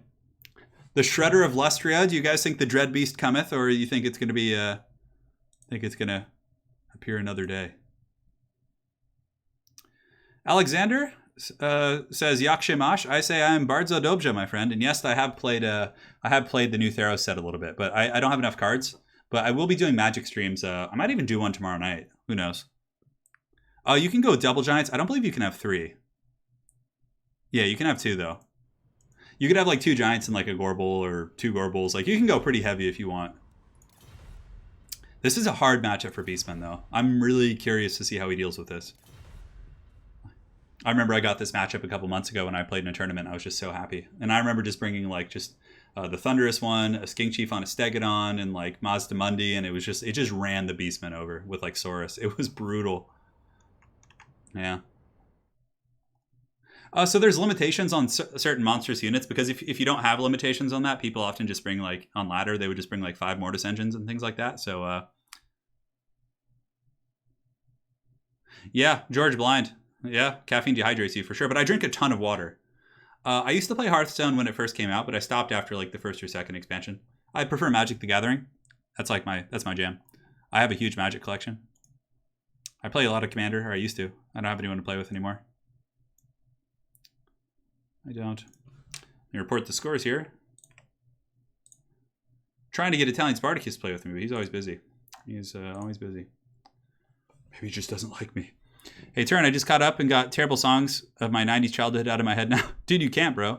The 90s is like, 90s and 80s. I mean, all right, so let's look back objectively, guys.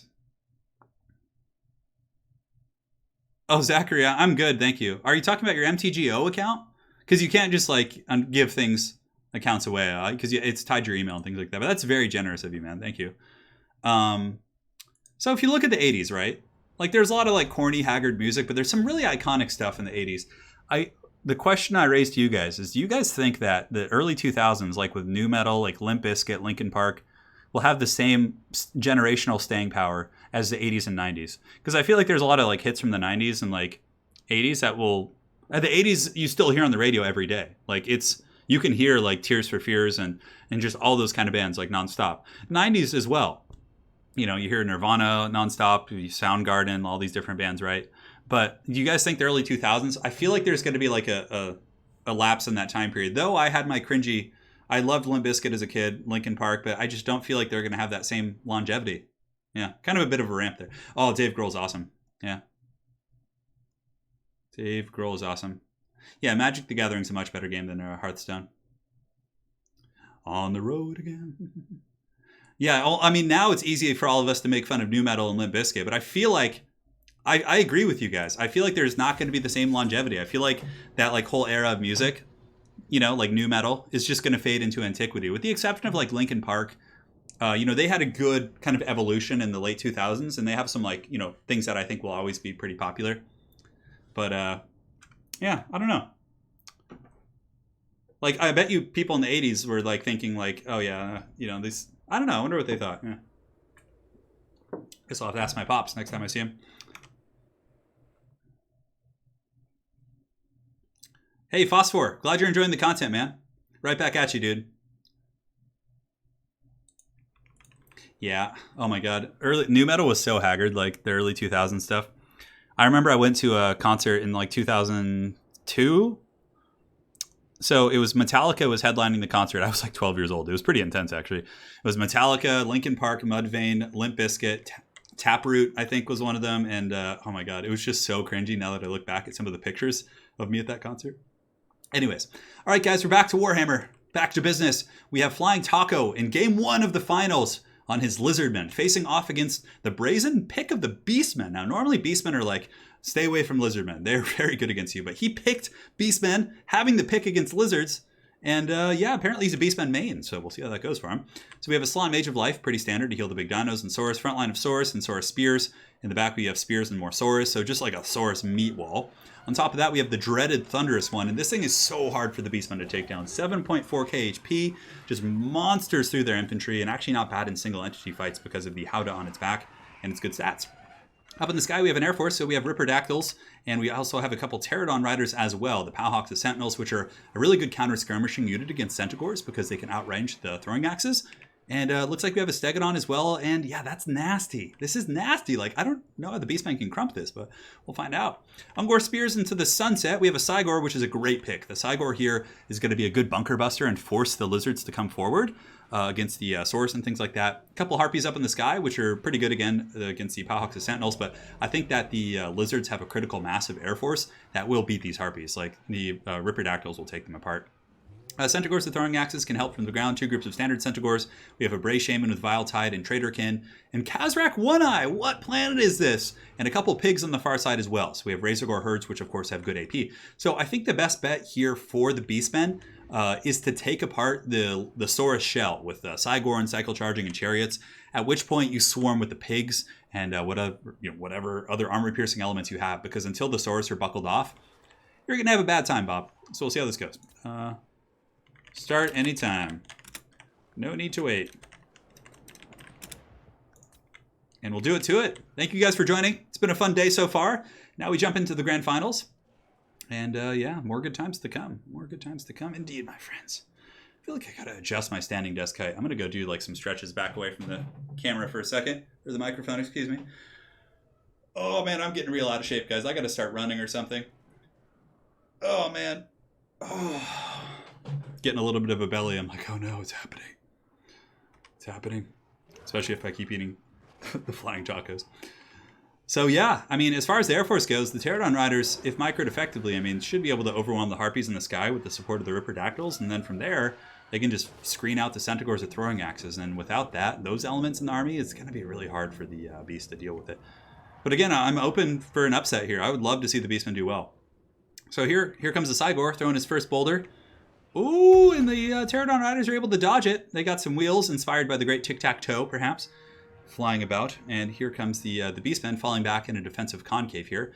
I almost wonder if like the Beastmen could play like a DACA-style build where they have like a huge concave of raiders. They don't have as good of AP as Greenskin Archers, but I'm curious if like a build like that could work against the Lizardmen, like a huge kind of off-meta Archer build. So Cygor boulders are going into Saurus here, and now we have the Air Force coming in. So the Pterodon Riders and the Ripperdactyls, of course, are waiting for the Harpies. And what's really bad for the Harpies here is that Ripperdactyls are bonus versus infantry, and Harpies are infantry. They're not monstrous. So the Ripperdactyls will tear them to shreds, just so damn hard. So Harpies are forced back. And now, you know, the Pterodon Riders are just going to go sit and shoot at the Cygor and just kind of poke that guy down, which is really, really nasty. The rest of the Lizard army is advancing in the meantime. Centaurs with throwing axes are now being pulled forward because they need to drop some poke here to just pretty much disallow them from just getting those free shots on the Cygor. Cygor able to get some decent shots there. Does some damage against the Saurus, but he's going to need to do a lot more than that for the Beastmen to crack that Lizard Death Star, especially considering the Salon Mage has chosen to take the Lore of Life. So Lore of Life is coming in pretty hard here. Another boulder, really decent shot, I suppose. It looks like it cleaved to the center mass, took out 4 of those guys right now. And the Strigoi should probably switch targets into some of the other guys here. This front line is going to get crumped so hard. The Ungor Spearmen Hordes and these other troops are just going to get taken apart by the Saurus, I would imagine. Oh, is this going to be some sort of a Traderkin up in the sky? So Traderkin hits the Palhawks of Sentinels. It does apply a slow as well. Now, I'm eager to see what kind of damage this does. It's actually a relatively expensive spell, and he did overcast it. Okay, those ticks are pretty good. So he's getting some decent ticks right there, and you can see the Palhawks of Sentinels and these other troops. Oh man, but for like 13 or 15 winds of magic, that is not worth it. That did not do that much damage. A little bit unfortunate there for the Beast people. Now on the front line, you can see the Lizards have finally arrived. Good flanking charge coming in from Peabody, or Peabutter. He's going to be charging in here with the Razor Gores, getting a nice flanking charge there, but right into the face of a big angry Stegodon. But good micro. He does pull back very quickly before taking any additional damage. And the Ungors are going to be getting clubbed on by the Saurus, I would imagine. They're going to go partying in the club, 50 Cent style. That's another one from the early 2000s we can talk about. Nice little flanking charge here in the back by the Chaos Warhounds and Centaurs, but a really good awakening of the wood actually slows them down and does some decent damage. But the Beastmen, this is good. I like this direction from the Beastmen. He's taking his forces, he's isolating a unit of Saurus over here who don't have the supporting elements, and he's probably going to be able to take them apart and break them off the battlefield. That's a good pick right here. Now, up in the sky, we have a big cockfight. Harpies going in against the Pterodon Riders, and the Harpies are just getting massacred. And like I said, Riperdactyls, especially with the Aura of Pretzel and Shield of the Old Ones, really good layering by Flying Taco, is able to just absolutely tear those Beastmen apart, and those guys are going to be running for the hills. And yeah, there goes the Beastmen Air Force. Now, as far as the ground forces go, the Strigoi is engaged on by some Saurus here, but honestly, the Strigoi with some support from the throwing axes might be able to kind of peel himself free here. And over here on the far side, the Saurus are finally getting worn down, but man, those Saurus are just not going, and they're actually doing a lot of damage back. But the Apocalyptic Vision coming in from Khazrak, able to really make those pigs quite strong with 49 melee attack, and that leads to the demise here of the Saurus. And, you know, good cycle charging. I mean, the Beastmen haven't really committed too much. They've done some decent damage on the periphery. The Strigoi definitely needs to get away somehow. And you can see the throwing axes here. I think using the ammo on the Saurus is a bit of a mistake because he needs that ammunition to deal with the Thunderous one. I think some light cycle charging here would have been enough to kind of deal with this. Anyways, the Saigore's got to start hoofing it. It's got to start running. Really nice Beastmen collapse here, though. Able to finish off these Saurus, but now comes Mazdamundi and a Feral Stegodon and Saurus spears with shields, which are like a counter against all these pigs. Oh man, it's just it's such a hard matchup for the Beastmen here. Anyways, throwing axes here, shooting into them, and it looks like now they're going to be switching onto the Thunderous one, which is a good choice. But, you know, there's a Slan Mage of Life here, so a regrowth could simply nullify like 30% of the damage off this guy. Like, it's crazy. Over here, the Strigoi is wavering, going to be going down. Thunderous one is a pretty good single entity duelist as well, despite the fact that stats aren't like it just hits hard, and plus the Howdah on its back does a lot of damage. So the Strigoi is broken. The Pig Horde here is still fighting. It looks like a lot of the Saurus units are broken. Khazrak One-Eye trying to get around the back, perhaps, to rear charge into these Saurus here and maybe break them, but it looks like no, he's opting to go somewhere else. I think he's going to be trying to duel the Thunderous one here, but a nice Earthblood is really going to kind of help that situation out for the Thunderous one. Nonetheless, Khazrak has good AP values on his chariot, though he doesn't have as raw weapon strength as he does on like foot or something like that. He has bought some time for the Strigoi, so the Strigoi is going to be back online here, and, you know, the Lizards don't have too much in the way of infantry.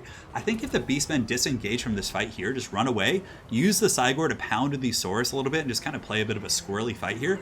Ooh, this is actually really big here, guys. This could be a way for the Beastmen back in the game.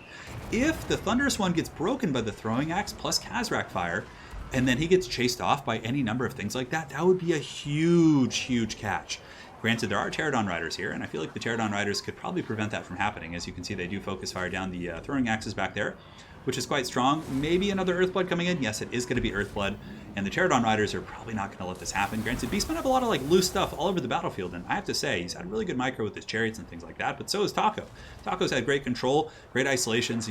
As a matter of fact, on that note, you can see right here, he has caught the Bray Shaman with his Fat Toad, and is doing some pretty decent damage. Ooh, look at this, guys. Thunderous one breaking, and is it going to break? 7 leadership, this is huge. Oh, clutch, Cold Blood coming in from Flying Taco. So he used the Cold Blood, which gives it 16 leadership, saves it from breaking, and now it's pretty much going to be game blouses, as I think the Lizards are probably going to be able to pull this one out if the Thunderous one lives. Granted, there still is a fat Strigoi online, but man, that Cold Blood was really good. It probably would have broken if not for that. And Khazrak's broken now. He's taking darts to the face here from the Pterodons. He might rally in the late game, but even still, it's going to be tricky. So the Bray Shaman is running away. You can see here the Palhawks of Sentinels have engaged against these Centaurs, who are appearing to lose that combat. Granted, they will give some punch back. Centaurs are not slouches in melee combat. That Stegodon is going to be quite tough to deal with. It's actually a surprisingly close game. with the Cygor still alive here, I mean, the boulders, you know, a single boulder to the face could do some big damage. Oh, and he hits him right in the face. -2 leadership. The Thunderous one's shaken. Is it going to break? No, it stabilizes. Shield of the old ones again. Flying Taco is so clutch with all of those leadership buffs coming in from the Beast People. And you could actually see the bounce of power now going in favor of the Lizards, whereas it was actually pretty good for the Beastmen, and there was no summons, guys. So another boulder coming in right there. And if we look around the battlefield, we do have some beasts rallying here, and really good Warhound play here. He's able to get some of the Saurus and make sure those guys don't come back. So if he can just jump from Saurus to Saurus and net some value, and if this like Cygor can have some Major League Baseball throws, I mean, maybe if Kazarak comes back as well, but I just don't know. Oh, and the boulder misses. It clips the Saurus right there.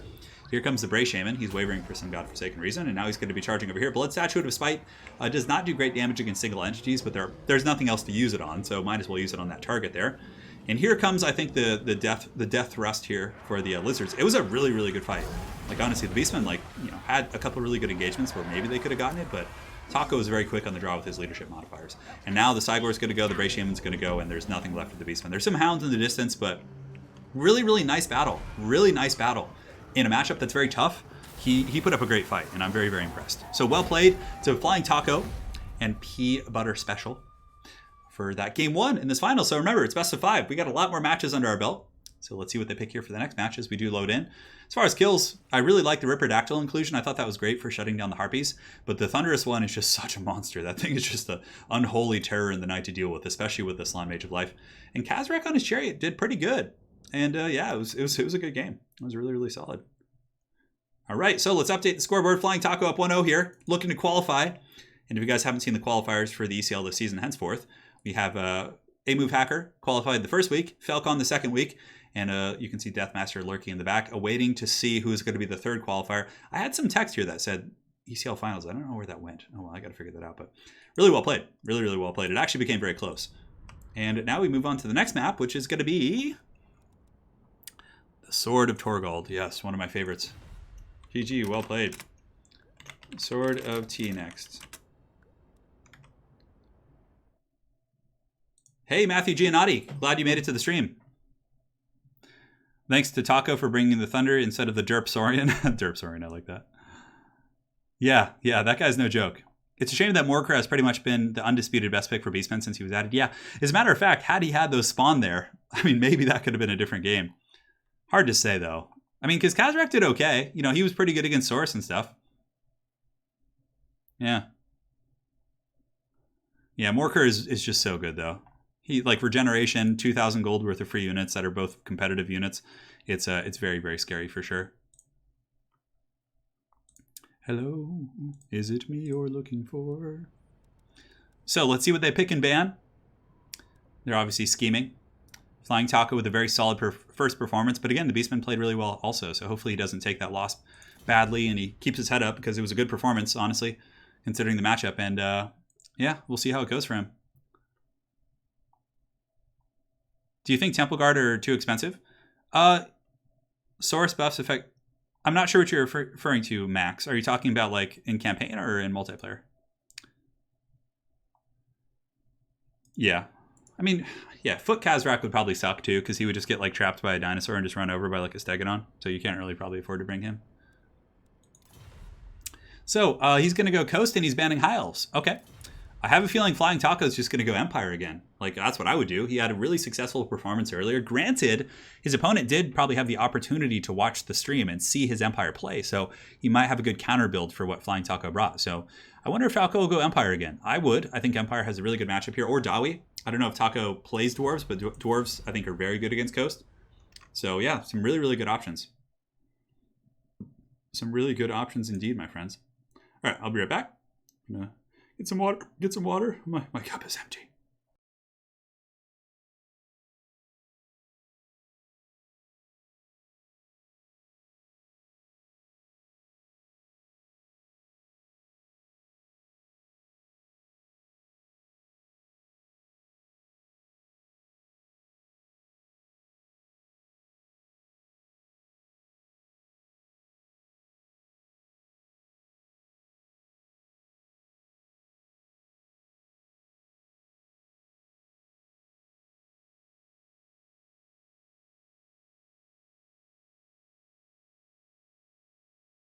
All right, my friends, I returned Matthew Giannotti. Thank you so much for the 5, brother. Appreciate it. Just to see if you finally have the Necromancer cackle for the donation alert. Oh, I don't, dude. That's a good reminder. I need to get that. I need to find a way to isolate that sound clip. I guess I could just record it and then like try and edit it down. Thank you for reminding me though, Matthew. That's very, very important stuff. It is. I'm not even joking. Oh, and we have the dwarves. Now, there are ways for Vampire Coast to do this. They can actually contest the cannon game if they go for like a ton of carronades and then like some dogs and bats to try and like shut down the dwarven cannons to force them out. But it's a hard one. I'm you know, Natty Boompo here, Peabotter special, you know, in some hard matchups right away, but certainly not shying away from them. And the Dawe. When you type Dawe, I feel like it always has to be in caps. Just like the anger. Yeah. Just angry dwarfs. All right.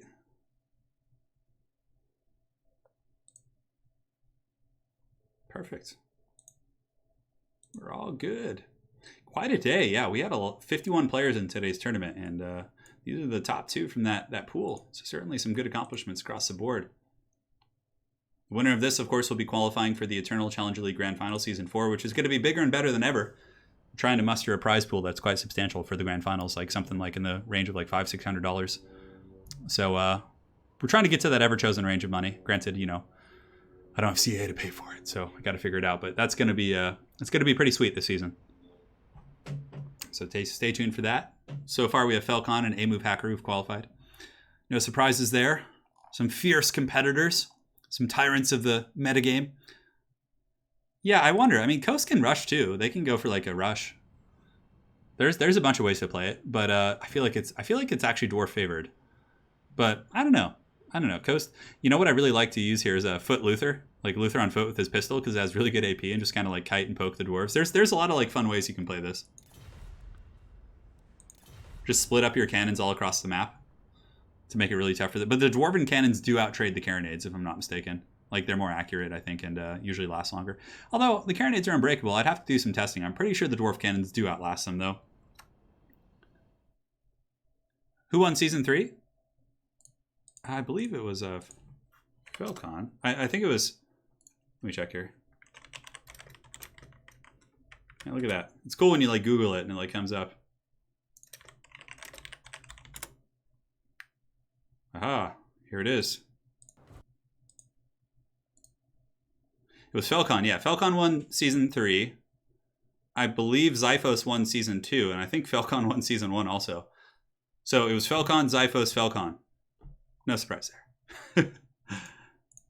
So yeah, we'll see. Foot Luther. Foot Luther's awesome. All right, they're ready. Let's get the show on the road. Dwarves versus Vampire Coast. Certainly a fun matchup to watch. Good excuse to bring out the old Bugman's Brew and pour it on the faces of the downed vampire foes. Dwarves would never do that. They would never waste their Bugman's Brew. It's really funny in the books, like when dwarves are like, you know, around Bugman's Brew, or they know it's like somewhere. It's like the holy grail for them. It's like when there's some Bugman's Brew, it's like a holy thing. You know, it's pretty awesome.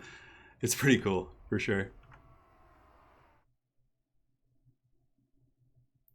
Yeah. What's up, Ryan? Ryan Borgia. Hope you're doing well, man. Welcome to the stream, brother.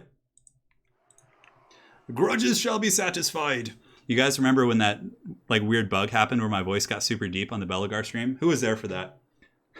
Satisfy the grudge. That was so much fun. That was a great stream. Aerocrastic has not played in a qualifier yet, but I'm sure he will. I'm sure he will at some point. He's been busy with work and other things, I'm sure. Aerocrastic, always a champion. One of the better players out there for sure. Ever chosen champion. Man of the people. And yeah, let's take a look at these builds. So, oh, hell yeah. Oh, baby. Oh, baby, a triple. We actually do have a triple here. So we have a lore-friendly team here, because in the books, Belagar, Gotrek, and Felix actually do meet each other. So this would actually make sense. So we have Belagar, who's, you know, he's actually good here. He's really cheap. He's shielded, has good combat stats. I'm a huge Belagar fan in this matchup. He also has Felix for the helping hand. So Felix, of course, can heal characters. And we have Gotrek to deal with any crabs or monstrosities. That is awesome. I'm very excited. And for the front line here, it's going to be Longbeards, Dwarf Warriors, and Longbeards, which is more than enough to deal with Vampiric Infantry. The trio of heroes coming in from Flying Taco.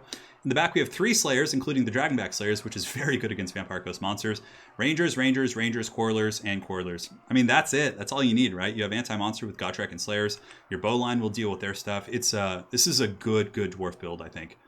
The heroes are ready. We'll see if they can do it. And now for the Vampire Coast, this is really the question that everybody's looking to see answered. How will they deal with the Dowie? We got 2 groups of Fellbats, 3 Scurvy Doggos. In the front line, it's going to be Deckhand Mobs. There's some annoying crow behind the window. Sorry about that, guys. 2 groups of animated Hulks. Oh my god, the Hulks! Oh my god, the Hulks are here. Hulks get melted so hard by bows, though. Oh my god. We'll see how it goes. Oh, I thought this was a bloated corpse. I got very excited. So we have Count Noctiluss on foot, which is a good choice. He has good AP. He has summons. He's durable. Not bad at all. And on top of that, we got Depth Guard. So 2 groups of Depth Guard. A couple Morghuls in the shadows. And Morghuls are good against dwarf infantry. Granted, they suffer against the missile fire, but if the Vampire Coast can amply shut down the bows using Scurvy Dogs and Fellbats and allow the Morghuls to fight against the Dwarf Warriors and Longbeards, that'll be a really good fight for them. So I like this build. I think it has some teeth, and I certainly think the Vampire Coast has a chance here. I think it's a good build, and a good player's playing it. So we'll see how it goes. We will see how it goes indeed. Yeah, you can bring artillery against Vampire Coast. I don't mind bringing like a single cannon, but he invested a lot in Gotrek and Felix. So if you're doing that, I think it's a little bit ambitious to bring cannons as well. Because, that's like 2,000 or 3,000 gold. So for those 2 units there, I think it's like around 28 or 2,500, something in that ballpark, which is like 2 cannons plus like a couple supporting elements to protect them. He's ready. They're ready. Let's do it to it. This is going to be a fun battle here. 2 Depth Guard also from the Vampire Coast are residing in the tree line here. So you can see the Depth Guard just kind of lurking in the shadows, just waiting. And Depth Guard are actually not bad against Dwarvish Infantry. They don't have the best AP, but they have really good sustainability with their armor and their healing. So if they can get into combat with like Longbeards and things like that, they'll last all day and will barely take any damage in return. Again, a little bit susceptible to focus fire, and Gotrek and Felix both have really good AP. So they could probably take down the Depth Guard if they focus adequately on those units. So here comes the main onslaught. Vampire Coast pushing forward, Dwarves pushing forward. Dwarves obviously would like to get a position right on this crest right here to kind of force the Vampire Coast into this nasty ravine right here where they're on the low ground. Scurvy Dogs coming around the flank. Obviously, Flying Taco is very privy to that, I'm sure, as he does have the Dragonback Slayers out there on the flank to defend those Rangers. And Gotrek, Felix, and Belegar, the true king of Karakay Peaks, got to continue my campaign the next couple days, are waiting and ready, and they're certainly more than capable of beating down Count Noctiluss. The 3 of them just clubbing on this vampire could certainly do some work. So the first bow shots coming in, Scurvy Dog's a little bit quick, able to juke those, but the bow shot's also going to be shooting into Deckhand Mobs, which is fine. Decent free value, might as well take it. And but yeah, the animated Hulks and those other units are going to be top priority, but the Morghuls are also stocking in. So Morghuls do have stock, and I really like what he's doing with the Depth Guard, kind of overloading the weaker side of the Dwarven formation. You can see there's a lot more here, but he can kind of address that by sending over Gotrek Felix as well as Belegar Iron Hammer. So for the most part, Vampire Coast is just positioning right now. They're waiting. They're getting a full surround before they do their collapse, which is a very, very smart idea. We're going to see if the Dwarves can defend it. I mean, Bugman's Rangers, I think, no, Quarrelers. Quarrelers aren't as savvy as Bugman's Rangers in combat. They're basically like Dwarf Warriors. Their melee attack's relatively low at 18, but Bugman's Rangers are actually pretty good against the Doggos as well. So shots coming in. Shots. Shooting into the zombie-powered Deckhand Mobs, taking out a couple models so far. They've lost about 7. The other Quarrelers are going to be scooting forward. I like the reposition here from Flying Taco. He basically squared up his force to face this more head-on. And the Scurvy Dogs, of course, lurking in the back, but with Slayers, he might be able to defend those guys off. But the Doggos always usually can find a way to kind of squeak in if you really push it. So the bows shooting in. It looks like the first group of these zombie-powered Deckhand Mobs is going to be down to 5 leadership, maybe crumbling here as the animated Hulks are being kept in reserve. Count Noctiluss is pushing forward as well. Obviously, this front line of Deckhand Mobs is going to be losing their respective fights, but that's not really the issue. They're just there to waste ammunition, to tar pit, and to allow the monsters of the Vampire Coast to push in. So now the trap is sprung. Morghuls are coming in. We have Morghuls on the backside. We have Depth Guard here. Oh my goodness, my throat got a little dry there. It's going to die on stream again. Here comes the zombie-powered Deckhand Mobs in the front. Dogs coming in the back. A very aggressive push, but the Slayers are able to intercept them. Not really sure what that's about. Granted, he's doing a lot of... Oh, that's why he did it. So he sent in the Dogs to occupy the Slayers, and the reason he does that is now because the Slayers are not going to be there to help out the Quarrelers. So the Morghuls and other troops are going to be pushing in. Granted, the Slayers are able to kind of bounce back here, and they should be able to intercept some of these guys. On the other side, Scurvy Dogs have taken a very narrow formation, trying to work their way through. And you can see the Dwarf Warriors are trying to intercept those guys, but it looks like the Doggos, in their kind of a phallic formation here, should be able to push through. Really nice summon by Noctilus. So far, it's a very messy affair. Very, very good pressure here from the coast, as the Depth Guard are going to be collapsing in on this flank. Slayers are able to force back the Night Terrors and these other units, but now Depth Guard are in beautiful transition here from the Vampire Coast. Depth Guard are a hard counter against Slayers, like hard counter. Slayers get massacred by Depth Guard. They have the armor to mitigate the low AP of the Slayers, and they also heal and hit incredibly hard against light armor, which Slayers have. So pretty much on every front, Depth Guard are a counter against those. So good play so far. Vampire Coast able to really collapse this flank pretty well. The missile pressure from the Dwarves is temporarily shut down, as some of the Scurvy Dogs and other units back here have been causing some serious problems, but this is often the case for the Dwarves in the early game anyways, and these Slayers should be able to potentially shut these guys down. However, here we have some Slayers as well, Dragonback Slayers fighting against Fellbats and these other diving units. The Dwarves really need to secure their back line, because the longer the back line isn't firing, the more strength these Morghuls and Depth Guard are really going to have in this frontline fight. Also, you got to remember though that Belegar, Felix, as well as a Gotrek are all lurking nearby, so those are going to be some elements that will be very tough to deal with. And the animated Hulks were actually engaged in the front line, but it looks like they're pulling back now, which, man, really, really good kind of a restraint control here from the Vampire Coast army in this battle here. So here come the Hulks coming in with their big old hammers, going to be hammering down on these Longbeards, who should be able to endure. Gotrek and Felix might honestly need to split up to just kind of get value in multiple areas, because I feel like they're kind of running around trying to address so many threats, whereas the coast is getting more pressure throughout the battlefield. Good Scurvy Dog micro over here. You can see he's pulling back, running away from those Slayers over there. Could potentially loop up and around. But the Dwarves are also enduring. I mean, it's a really close fight. Longbeards are going to tank forever and should be able to return the punch a little bit.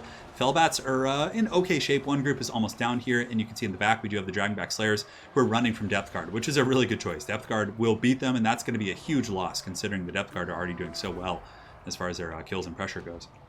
So Scurvy Dogs are back here. This could actually be a little bit scary. If the Scurvy Dogs come back here and attack the Dragonback Slayers, like pin them into the Depth Guard, ooh, that would be a really, really nice pick for sure. But, I mean, at the very least, these Depth Guard are forcing back a high-value unit, which should be protecting these bow units in different pieces. But the big saving grace for the Dwarves could potentially be their Hero Goon Squad. Those guys, it seems like they've been having trouble getting fights they want to, but now they're going to be going after Depth Guard, which is smart. They need to hammer those guys down to really allow their Slayers to do their job.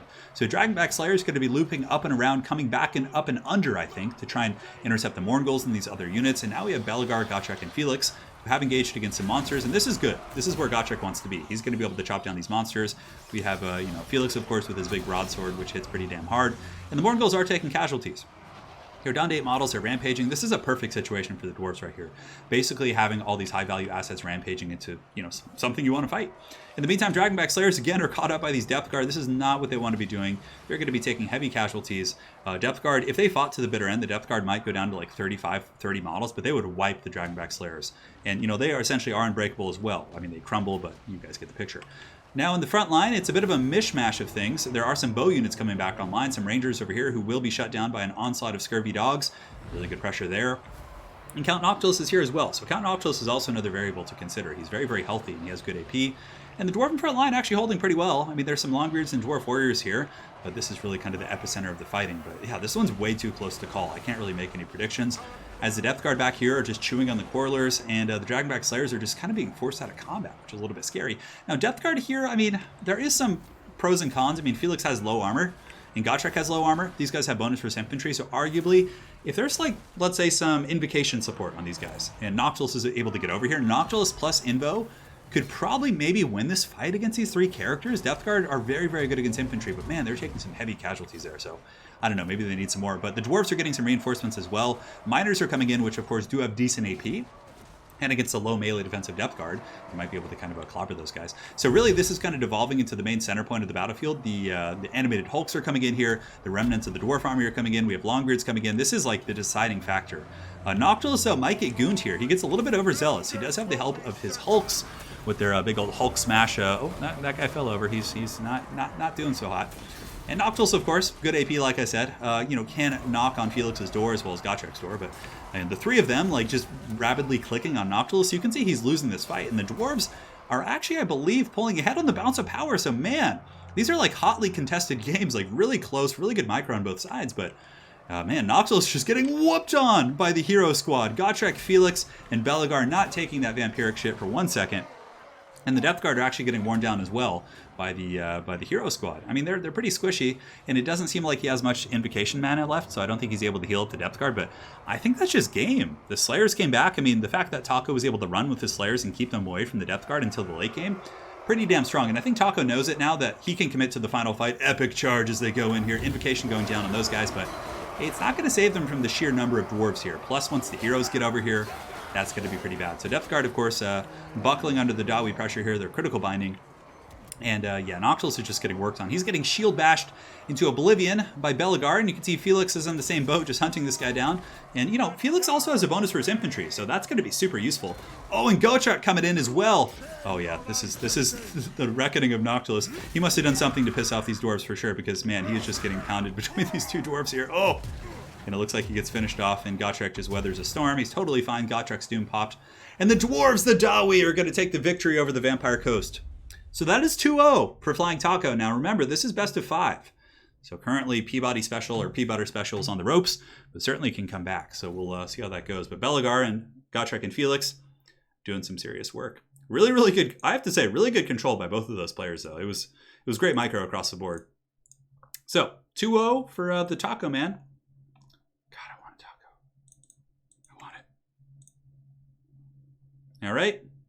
Yeah, the Hulks definitely, I feel like, were the weak link in that army. But aside from that, I really liked his depth guard and Morngull play. It was really good. He was really, really good with those. Hulks are just so haggard. Yeah, they're just like a weird unit.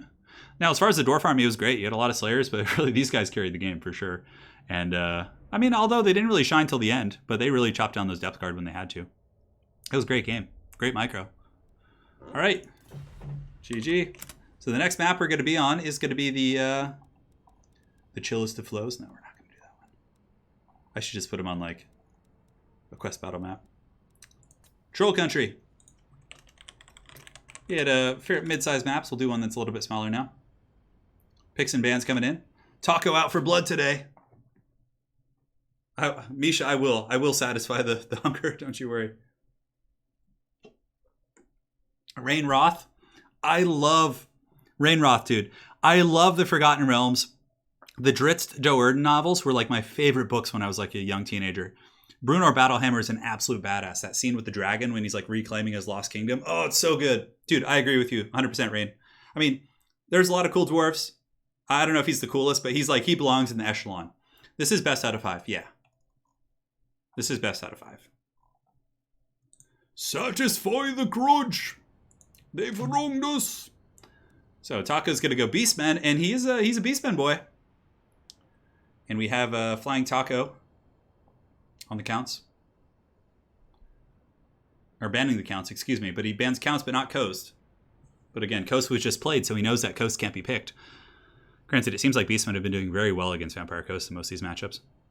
Let's see what Peabutter picks, or Peabutter. Sorry, he has a different name with his Steam alias than his like name in Discord and his tournament name. He has like 3 different ones, so they spell differently. So I'm trying my best to get it right. Oh, dude, Rain. Those are great reads, man. Those are great reads. It makes me weep. Gimli is the best. Oh, Gimli's so good. Yeah, the first 3 books in the Drizzt series are so damn good. And honestly, I really enjoyed I read the first 10 books in the Drizzt series. I read pretty far into it. Yeah. Yeah, Greenskins have a good matchup against Dwarves, I think. Hey, Mournful Dust, it's not for everyone, you know?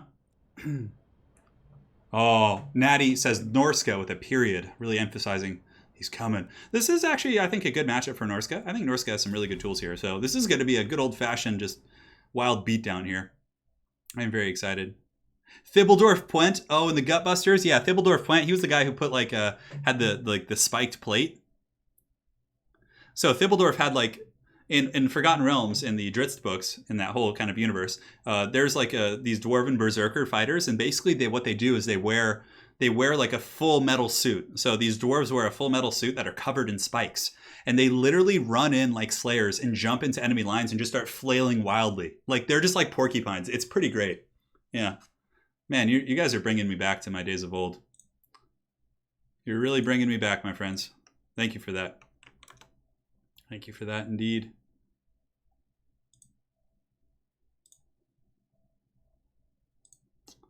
Alrighty. Yeah, this is a good matchup. This is a good one. I think it's going to be fun. There's tools on both sides. And they're both kind of like similar playstyles, these two factions, which makes it really fun to watch. But like different units, you know? Was it just a spiked helmet, Rainroth? Don't they have like a full spiked suit? The Battle Ragers? Yeah, that's what it was. And they don't bathe, that's right. They're all like disgusting, yeah.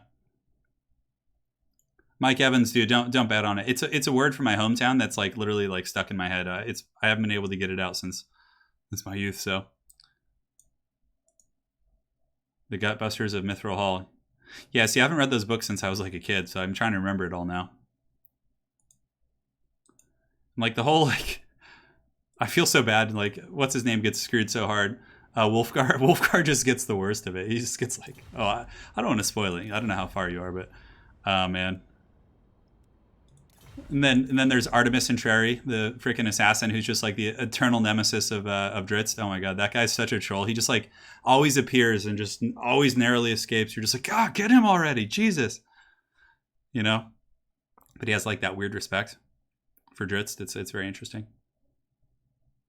The troll toll shall be paid on this map, one way or another. They're both factions that have access to trolls, so I don't know.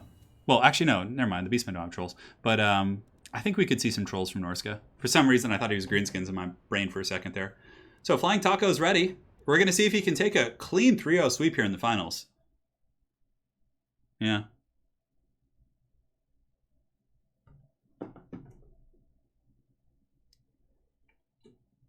Yeah, I think this is a good matchup for Norska. This is the grand finals of today's tournament. And currently, Flying Taco's up 2-0 in this best of 5. So if he wins this, it's over. And Taco will be our third qualifier in ECL Season 4. The Eternal Challenger League. Coming in rock hard, baby. Doing well. Doing well indeed. So Flying Taco is ready. I am ready. Norska making its final tweaks. I'm sure we'll see a mammoth here. A big scary mammoth. Perhaps Wolfric on the mammoth. Certainly not a bad pick. That's Wolfric. There's a really cool combo with Norska where you basically use Wolfric on a mammoth, and then you use a Shadowcaster, and you get Pendulum plus the Sea Fang, and you can just like nuke battle lines and really crush flanks really, really well. It's a really strong combo with Norska. Sea Fang does a lot of damage. Plus, it also applies Frostbite if you need to catch something in a pinch.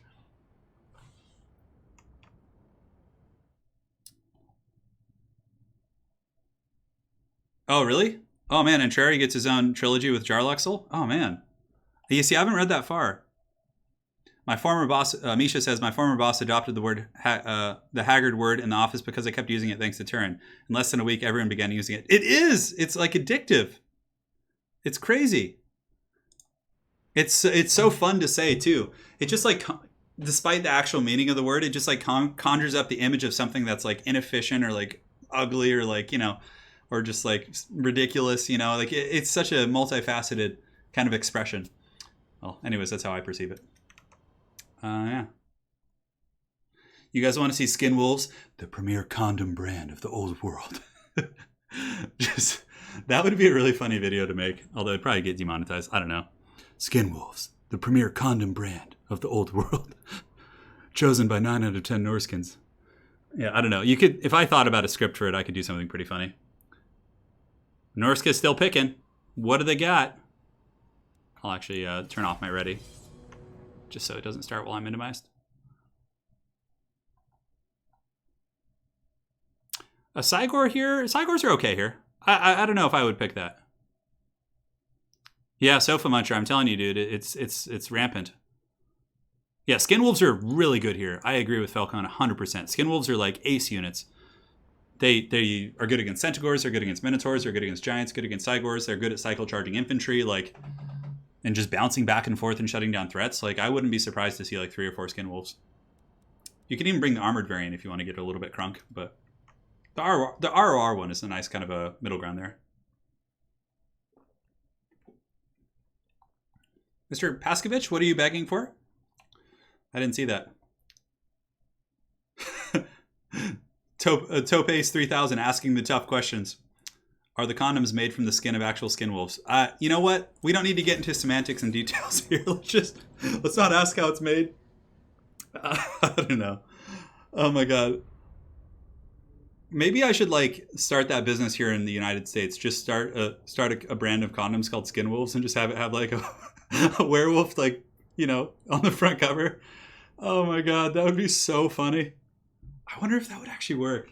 There's $1 million idea for anyone who wants to get rich. And if you get rich off it, I expect 10%, 25% as a matter of fact, for the intellectual rights on that one. Sorry, I'm just eating a pretzel to keep me going. I haven't eaten in a while. It's been like, you know. Mantecores are great here too. I mean, there's a lot of choices.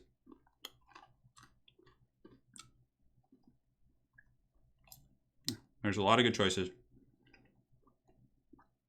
Matthew G and Audie, I think a lot of people in the community kind of like share expressions. I don't know about the origins or which ones you're referring to, but like I've watched other YouTubers' videos and heard them, you know, multiplayer YouTubers specifically, and heard them say things that I say or that I think I came up with, or not came up with, but that I use a lot. And then, you know, I'm sure I like watch people's streams and pick up things from them and things like that. It's just, you know, the nature of the beast. All right, no more pretzels. Good. I'm sure it's annoying for you guys, so my apologies. Just 2 pretzels real quick. Don't worry about the rips. They have regen. You see, Misha has a good breakdown. You see, there's so many good expressions. Release your inner beast. Yeah, I mean, look at that. Let the howling begin. Perfect. All right, guys. So now we're going to take a look at the Beastmen army of Flying Taco. Morker the Shadow gave a Deathcaster with Spirit Leech, and it looks like Doom and Darkness to break off some of the Norskins. We got a Giant, 2 Spawn, 2 Minotaurs with great weapons. Oh my God. Chariots. Are there any infantry here? Okay, yeah, and then it looks like Ungor Spears, which I think he had some of them in Vanguard, but he's just kind of switching them. Maybe some Gore Herds at the back here, but man, this is a meaty, thick old Beastman army. Just looking to get down and dirty, go fisticuffs, grind it out with a Giant, Minos with great weapons, which you don't see terribly often, a Chariot as well. Very exciting force. Now for the armies of his great opponent here, of Norska, a pea butter special. He's got Marauder Horsemen, which are going to be a huge saving grace for him. Those guys potentially could wear down the Minotaurs and the Spawn, so I like that pick quite a bit. We've got a couple of Warhounds as well, some Skin Wolves, the premier condom brand of the Old World. Up in the sky, we have a Frostworm. Some Trolls. Oh, baby, the Troll Legion. I love this army already. So we have Throg, we have a couple Norscan Ice Trolls as well. Now on the ground, we have Marauders, which of course will be fine, and some Berserkers. Brutes of the Hound are going to be really nice, considering the leadership and terror effects that this Beastman army can wield. And yeah, wow, this is going to be fun. Like monsters, werewolves, trolls, minotaurs, spawn. Awesome battle. And I think both builds have some solid teeth. The trolls are going to have a little bit of trouble finding home, I think. I don't think they're going to be particularly effective against minotaurs or spawn. But they have frostbite, so they can slow down the Razor Gore chariots. They can, you know, and they still have high weapon strength. And also, he does have good breath attacks in the Frostworm and some ranged assets here with the Marauder Horsemen. And it looks like Flying Taco has Vanguarded some Gore Herds in the back. So interesting. I wonder if he's doing that to shut down like Javelins and Throwing Axe play. Just to kind of have a delayed push coming in from these infantry, because he's not going to have them in the main fight. So good luck, have fun. Good sportsmanship around. Ready, ready. Here we go. No Skaven today, no elves. Very interesting. You know, it really depends, I guess, on the players who make it to the finals, right? So much for the notions of the metagame, right? So Berserkers coming in, obviously going to chew up these Ungor Spearman herds. Chaos does have a pretty good opportunity here to potentially isolate these Brutes of the Hound on the far side. You can see immediately Taco sees this, and he gets his all of his assets and starts chasing down the Brutes of the Hound, which are also going to be kind of pancaked here by the Gore Herds. So Gore Herds, of course, are pretty strong in combat. And it looks like the Norskins a little bit surrounded here, thinking about going back here to do this fight, but not 100% sold on that. Frostworm sitting in the sky, going to be applying its chilling aura, perhaps to nearby units. And the Trolls are going to be reforming ranks as the Berserkers start to tear into these Ungors in the front line. So here comes a bit of a big fight. Looks like Skin Wolves might be fighting Minos with great weapons, which really isn't a bad idea. I mean, if Throg's there and there's some infantry, he needs to commit more to this fight, though, to be able to beat those Minotaurs. But it looks like the Skin Wolves are going to pull back. The condom breaks for now, and those guys are going to escape. So, Minotaurs. Oh, the Spawn Summon coming down from Morker the Shadow gave. So he does, of course, have a natural summon on his stave, which he can target. Good breath attack coming in there from the Norskins. You can see that the Frostworm able to roast some of the Minotaurs. And, you know, I rarely see Minnows with great weapons do well for themselves. Soulblight going down. Really, really nice debuff right there, which is going to be hitting all of these forces from the Norskin Deathcaster. And the Frostworm's coming in as well. And there's a lot of infantry support on the ground. Granted, the Norskin Trolls are really just getting taken to Pound Town here as well. Doom and Darkness going down. But, oh, look at that. Beautiful play by Pea Butter. He's able to use the Wintertooth Crown from Throg to make these Trolls unbreakable, therefore nullifying their one big weakness. So as far as the battle goes, if Norska can kind of wait out these spawn, do some good kiting, and now the Skinwolves actually have an isolation on the Giant. So if these Marauders get over here, the Skinwolves attack the Giant, and the Frostworm pins in the Giant and keeps it from getting back here, that would be pretty clutch as well. But it looks like instead, the Worm is going to be staying engaged in this main pit. Now, Minotaurs with Great Opens are doing okay, but they're not like a super durable unit. Like even chaff infantry like Marauders and things like that can typically hurt them. And the Giant is still surrounded by Skinwolves. I really think that going here with the Frostworm to shut down the Giant and pin it in and like break it and chase it off with the Skinwolves would be really strong. The spawn summons, oh man, the terror route going down to the Skinwolves, partially because of the rear charge from the Chaos spawn there. Nice little breath attack going in. It does melt a couple Minotaurs. It looks like he lost a couple models there. Now the bounce power is pretty much dead even. It's a very, very close game. Beastmen do have a couple summons on the battlefield. The Giant is able to push back the Skinwolves, and it looks like somehow, some way, despite some of the Minotaurs taking a huge early beating, Flying Taco is getting back in this game here, and Morker and the Minotaurs with Great Opens are able to really beat down Throg, so Throg is forced back, Spirit Leech going down. Now the thing about Throg is he does have regeneration, so if he doesn't necessarily die here, if he can get back and Norska can kind of devolve the game into a bit of a kite fight at this point, I think that would be the way to do it. Just fall back with Throg, pick things apart, use all of the ammunition on your Marauder Horsemen, get back this Frostworm, and start picking things off in the periphery, really benefiting from the regeneration on the Skinwolves and things like that. I think that's the only way, because if they stay in sustained combat with the Beastmen here, they're probably going to lose, considering there's a fat, angry Giant lurking nearby. Skinwolves charging back in, going after the Giant once again, and it looks like here Throg is forced to fight. He's at 14 leadership. But I mean, Throg will be very good against spawn, but he needs some support. He needs to get some Norscan Hounds or just any bodies here to keep him from getting beaten on. Oh no, the Giant's coming. Oh, and the Giant with a huge clawed ring blow, negative 25. Another one. And Throg is going to break right there, and there he goes. Just getting clubbed on by that Giant. Oh my goodness, that's brutal. Now, if Throg lives, I think Norska is still in okay shape. And now, if Throg gets pushed off by the Norskins, that could be disastrous. Oh, really nice breath attack right there. It slows down the Bray Shaman, and now the Bray Shaman is probably going to get chased off the battlefield by the Frostworm. So, man, what a close game between these two players, just so back and forth, because the Troll King will probably come back. It looks like he's kind of on the edge of stabilizing, and of course, I believe he still heals even when he's running. Some units don't, like their item turns off that heals him, and the Bray Shaman is gone. So now Norska is with, not Norska, but the Beastmen are without a caster. And there's still Skinwolves, there's a lot of Hounds coming in, there still is a Deathcaster here as well. And yeah, I don't know, I think swarming Morker is definitely a big mistake, like a big mistake. I think you just go after like the spawn and these weak units right here. Like all these dogs should be pulled over here to attack these big units. I mean, spawn are very squishy, even against like, things like Norscan Warhounds and whatnot. But the Skinwolves obviously doing a pretty good job. Giant's in decent shape. But the balance of power is Norscan favored right now. I think Norska probably has this one. Oh, man, but Throg still isn't coming back. That's actually pretty bad. He's at 567, and there he goes. That's big. Now, just let Throg sit and heal all the way up to his damn healing cap. Delay the fight for as long as you can. Obviously, there will come a time in which he does have to attack. But for the most part, I would say just delay that to the bitter end. The Frostworm is still here with 500-something HP. I don't know if it has any breath attacks, but this is a bit of a two-sided coin also, though, because Morker heals. So Morker is going to be able to get some fat heals for sure. It looks like the Focus Fire is going into the Giant. The last of the Brutes of the Hound charging the Giant as well. And it looks like the Frostworm is going to be used to pick off these mobile assets on the battlefield. And ammunition on the Horseman is out on one. The other one has a couple volleys left, and I think targeting the Giant is the right idea. The Giant is going to be really, really tough to deal with for sure. So if we look around the battlefield, we have some Norscan Trolls coming back, Hounds coming back. Oh, Skinwolves are still alive as well. So, I mean, there's a lot of power left for Norska. I think that the game is very, very heavily in their favor right now. And I feel like the Skinwolves and the regeneration is going to play a huge part. Throg is back up to 791. I mean, just let him keep healing. Avoid this fight. Just use your ammunition, cycle charge, attack with your infantry and your trolls, and you'll be A-okay. So here in the distance, we have a Shaman Sorcerer coming back as well. These Skinwolves have 6 models. I think attacking Morker is a pretty big mistake. Granted, it does pull him away from this fight. So now the Skinwolves can charge in and potentially finish them off. And here come the Norscan Warhounds, and they'll actually chew down these spawn quicker than you think if they actually stay in combat and attack here.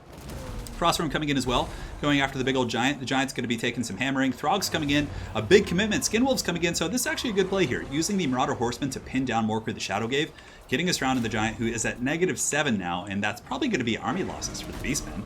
With the Giant, getting taken down by the Skinwolves and the Frostworm. Crazy game. Man, well played to both of these lads. And now, guys, P-Butter Special is on the board, it looks like. As Morker the Shadowgave, there is no way he's going to win this. I mean, Throg can just sit and heal. They can tar pit with Horsemen. Spirit Leech coming down. And army losses is going to be triggering here. So well played that game. That was a good one. And now, guys, we're going to be moving on to our next match here, which is going to be not quite the rubber match, but it's 2-1. Flying Taco's up 2-1 still, but P-Butter Special is, or Natty Boompo, is currently on the board now. So let's go ahead and update that scoreboard here. It is best of 5, so he's still on the ropes. You know, he's got to win his next 2 if he wants to sweep the series. But Flying Taco in a very good position as well with the 2-1 lead. And now let's go ahead and take a look here and change the map for these fine gentlemen. We'll do the Ogham Shard. Ogham Shard. Good luck, good luck. Throg lived. I'm surprised. I thought Throg was in some big trouble. Oh, the prequels are so good. The Star Wars prequels, yeah. The Beastmen having a rough run today. I mean, the Beastmen did have a win against Coast earlier. That was really good too, though. So there's some back and forth in that respect. Jar Jar Binks is the true evil. All right.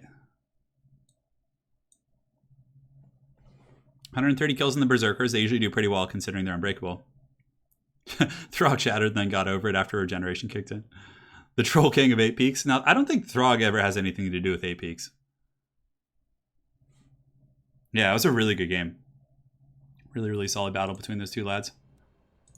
So now we'll see what the picks and bans are going. You see in best of 5s, at this point, it starts to get to the point where like people are kind of stretched thin as it pertains to factions they're good at. Oh, wow, and he picks Bretonia. All right. This is exciting. This is real exciting. So Bretonia coming in hard here. And, oh, yeah. Oh, yeah.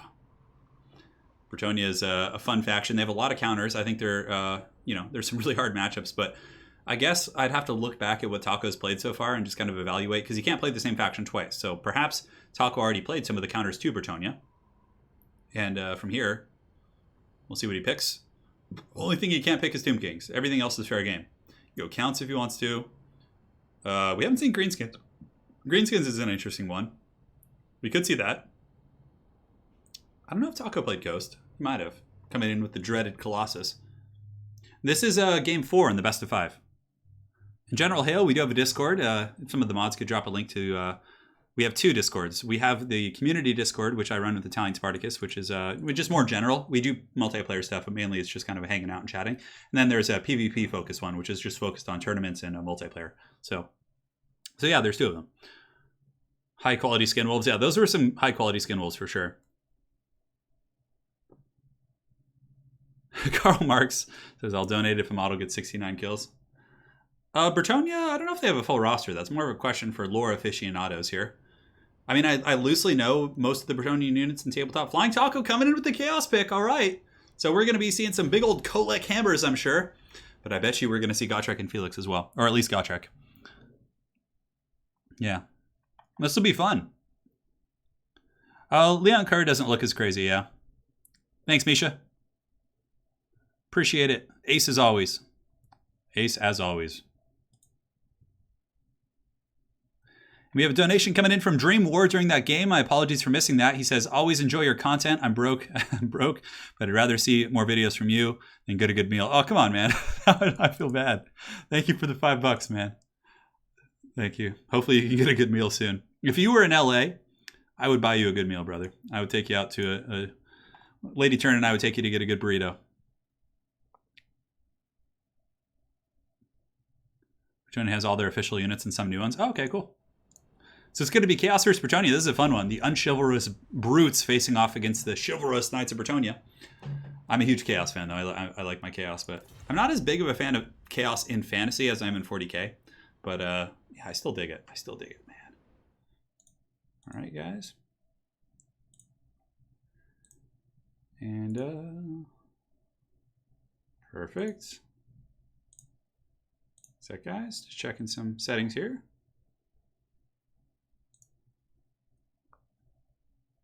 Matthew says he'll donate 20 for the Swords of Chaos. You heard him, guys. Pick it. Swords of Chaos. I'm just going to like boot him out and play Chaos myself and just pick Swords of Chaos just to get the dough. Yeah, Flying Taco here obviously will be very solid on Chaos, I'm sure. The old school kind of way to play Chaos was just using like Halberd Infantry or like, you know, that kind of stuff mixed with like Chagas. It was pretty hard for Bretonnia to deal with, but there's been a ton of balance changes and new units and things like that that have really kind of changed that dynamic quite a bit. So it's not what it used to be.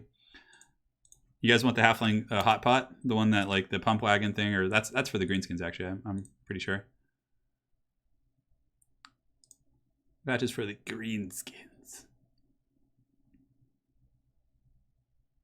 Alrighty, cool. Zero is here, championing his people, the Warriors of Chaos. Wookiee is my Nurgling, yeah, for sure. Yeah, Bretonnia can scrap in infantry fights, especially with the Fey Enchantress with her Mortis Engine effect. On top of that, their infantry are relatively cheap, and you can like slap a Grail in there to keep them fighting for an unnatural amount of time. Yeah, there's some cool stuff. Bretonnia can play infantry builds. Like, you don't have to bring cav units. That was kind of how they used to play back in the day. Like, before they got a lot of their updates, is like you just wouldn't see cav units. When the game first came out, Bretonnia didn't have like a fleshed out roster. They were like a kind of half completed roster. But then they got their glorious rework, which added like all the cool Pegasus Knights and Foot Squires and things like that. Good burrito from Turin, if you know it. Roman Bowman, oh my god. Mr. Pig, thank you. Wow, man, that's generous. Well, I don't know if we'll see our count. It's certainly possible. I hope so, for the sake of that statement. But no pressure, man, obviously. Turin, been listening to Warhammer 40k Night Lords audiobooks by Dembski Bowden. Yeah, I've heard those are some of the best ones, Gokthim. I heard those are like aces. According to lore, should Kolek be the strongest? I don't think Kolek would be like the strongest. I think Kolek's dad is stronger than him. Because Kolek is, you know, pretty massive. In the lore, Kolek towers over the walls of Prague, which are like massive. So he's like literally like Attack on Titan, like his face just like looking over the walls. But his dad is bigger than him. So Krakenrock the Black is the father of dragon ogres, and he's literally the size of a mountain range, but he's just like sleeping in the Chaos Waste somewhere. So Kolek isn't the biggest in terms of lore. I believe there's other entities like sea creatures, like merworms and stuff that are as big as or bigger than Kolek. Yeah, I don't know though. You'd have to ask Sotek. I just know the basics of lore. Yeah. Yeah, Bretonnian campaigns are pretty fun. I had a really good time doing Malbaric campaign. It was great. Just battling the annoying Skaven. That was quite an epic situation. So the Bretonnian army picking, chaos picking as well, both players in the selection screen. And oh, looks like there might have been a question here on the top. He says he's ready. One sec, guys. I hear one of my dogs barking. I'm gonna let him in real quick. I'll be right back.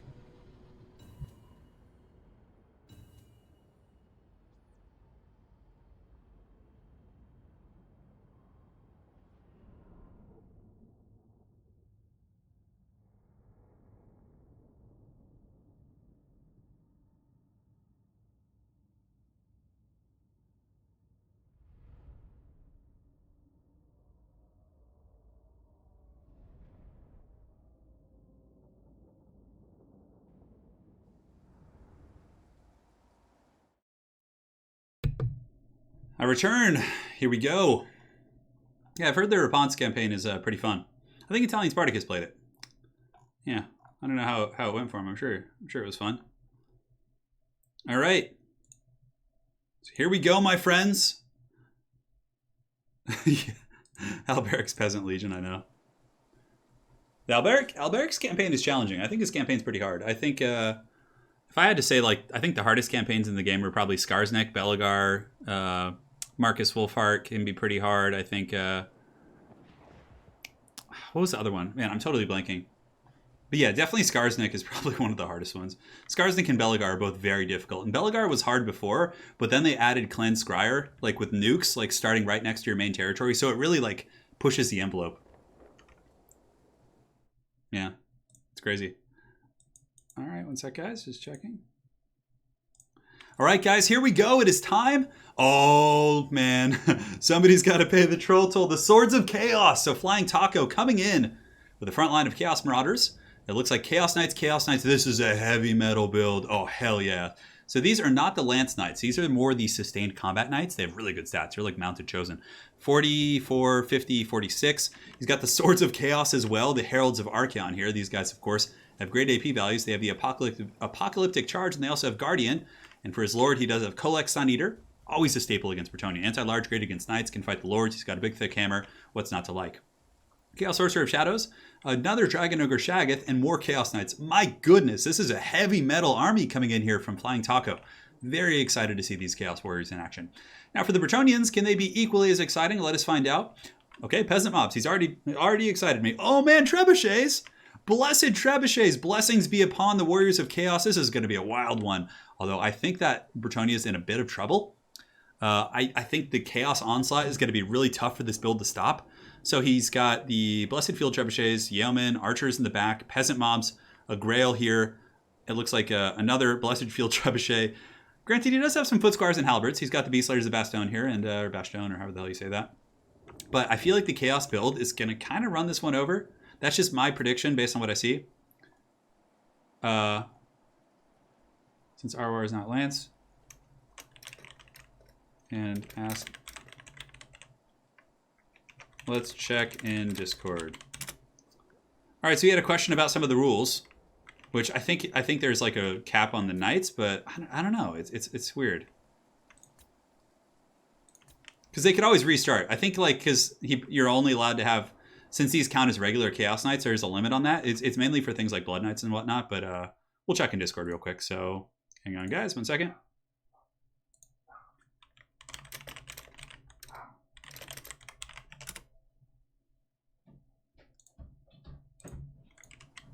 All right.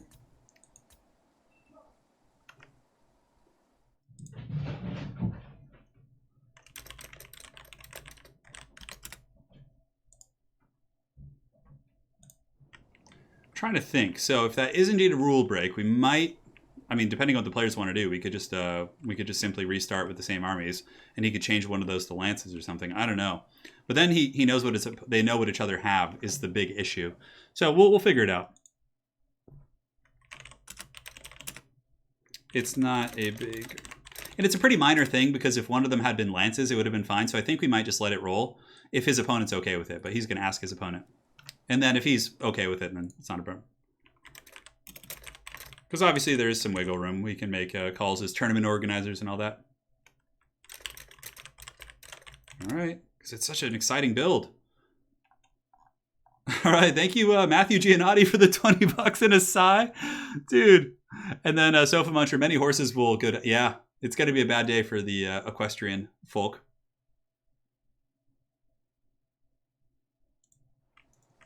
All right. So yeah, basically if he had brought one with lances, it would have been different. But it's really like not that big of a deal. The units are so similar, but it's up to Peabody. So as far as Peabody, sorry, Peabody he should change his name to that. He has 2 Grail Knights as well. So Grail Knights, of course, very good against Chaos Knights.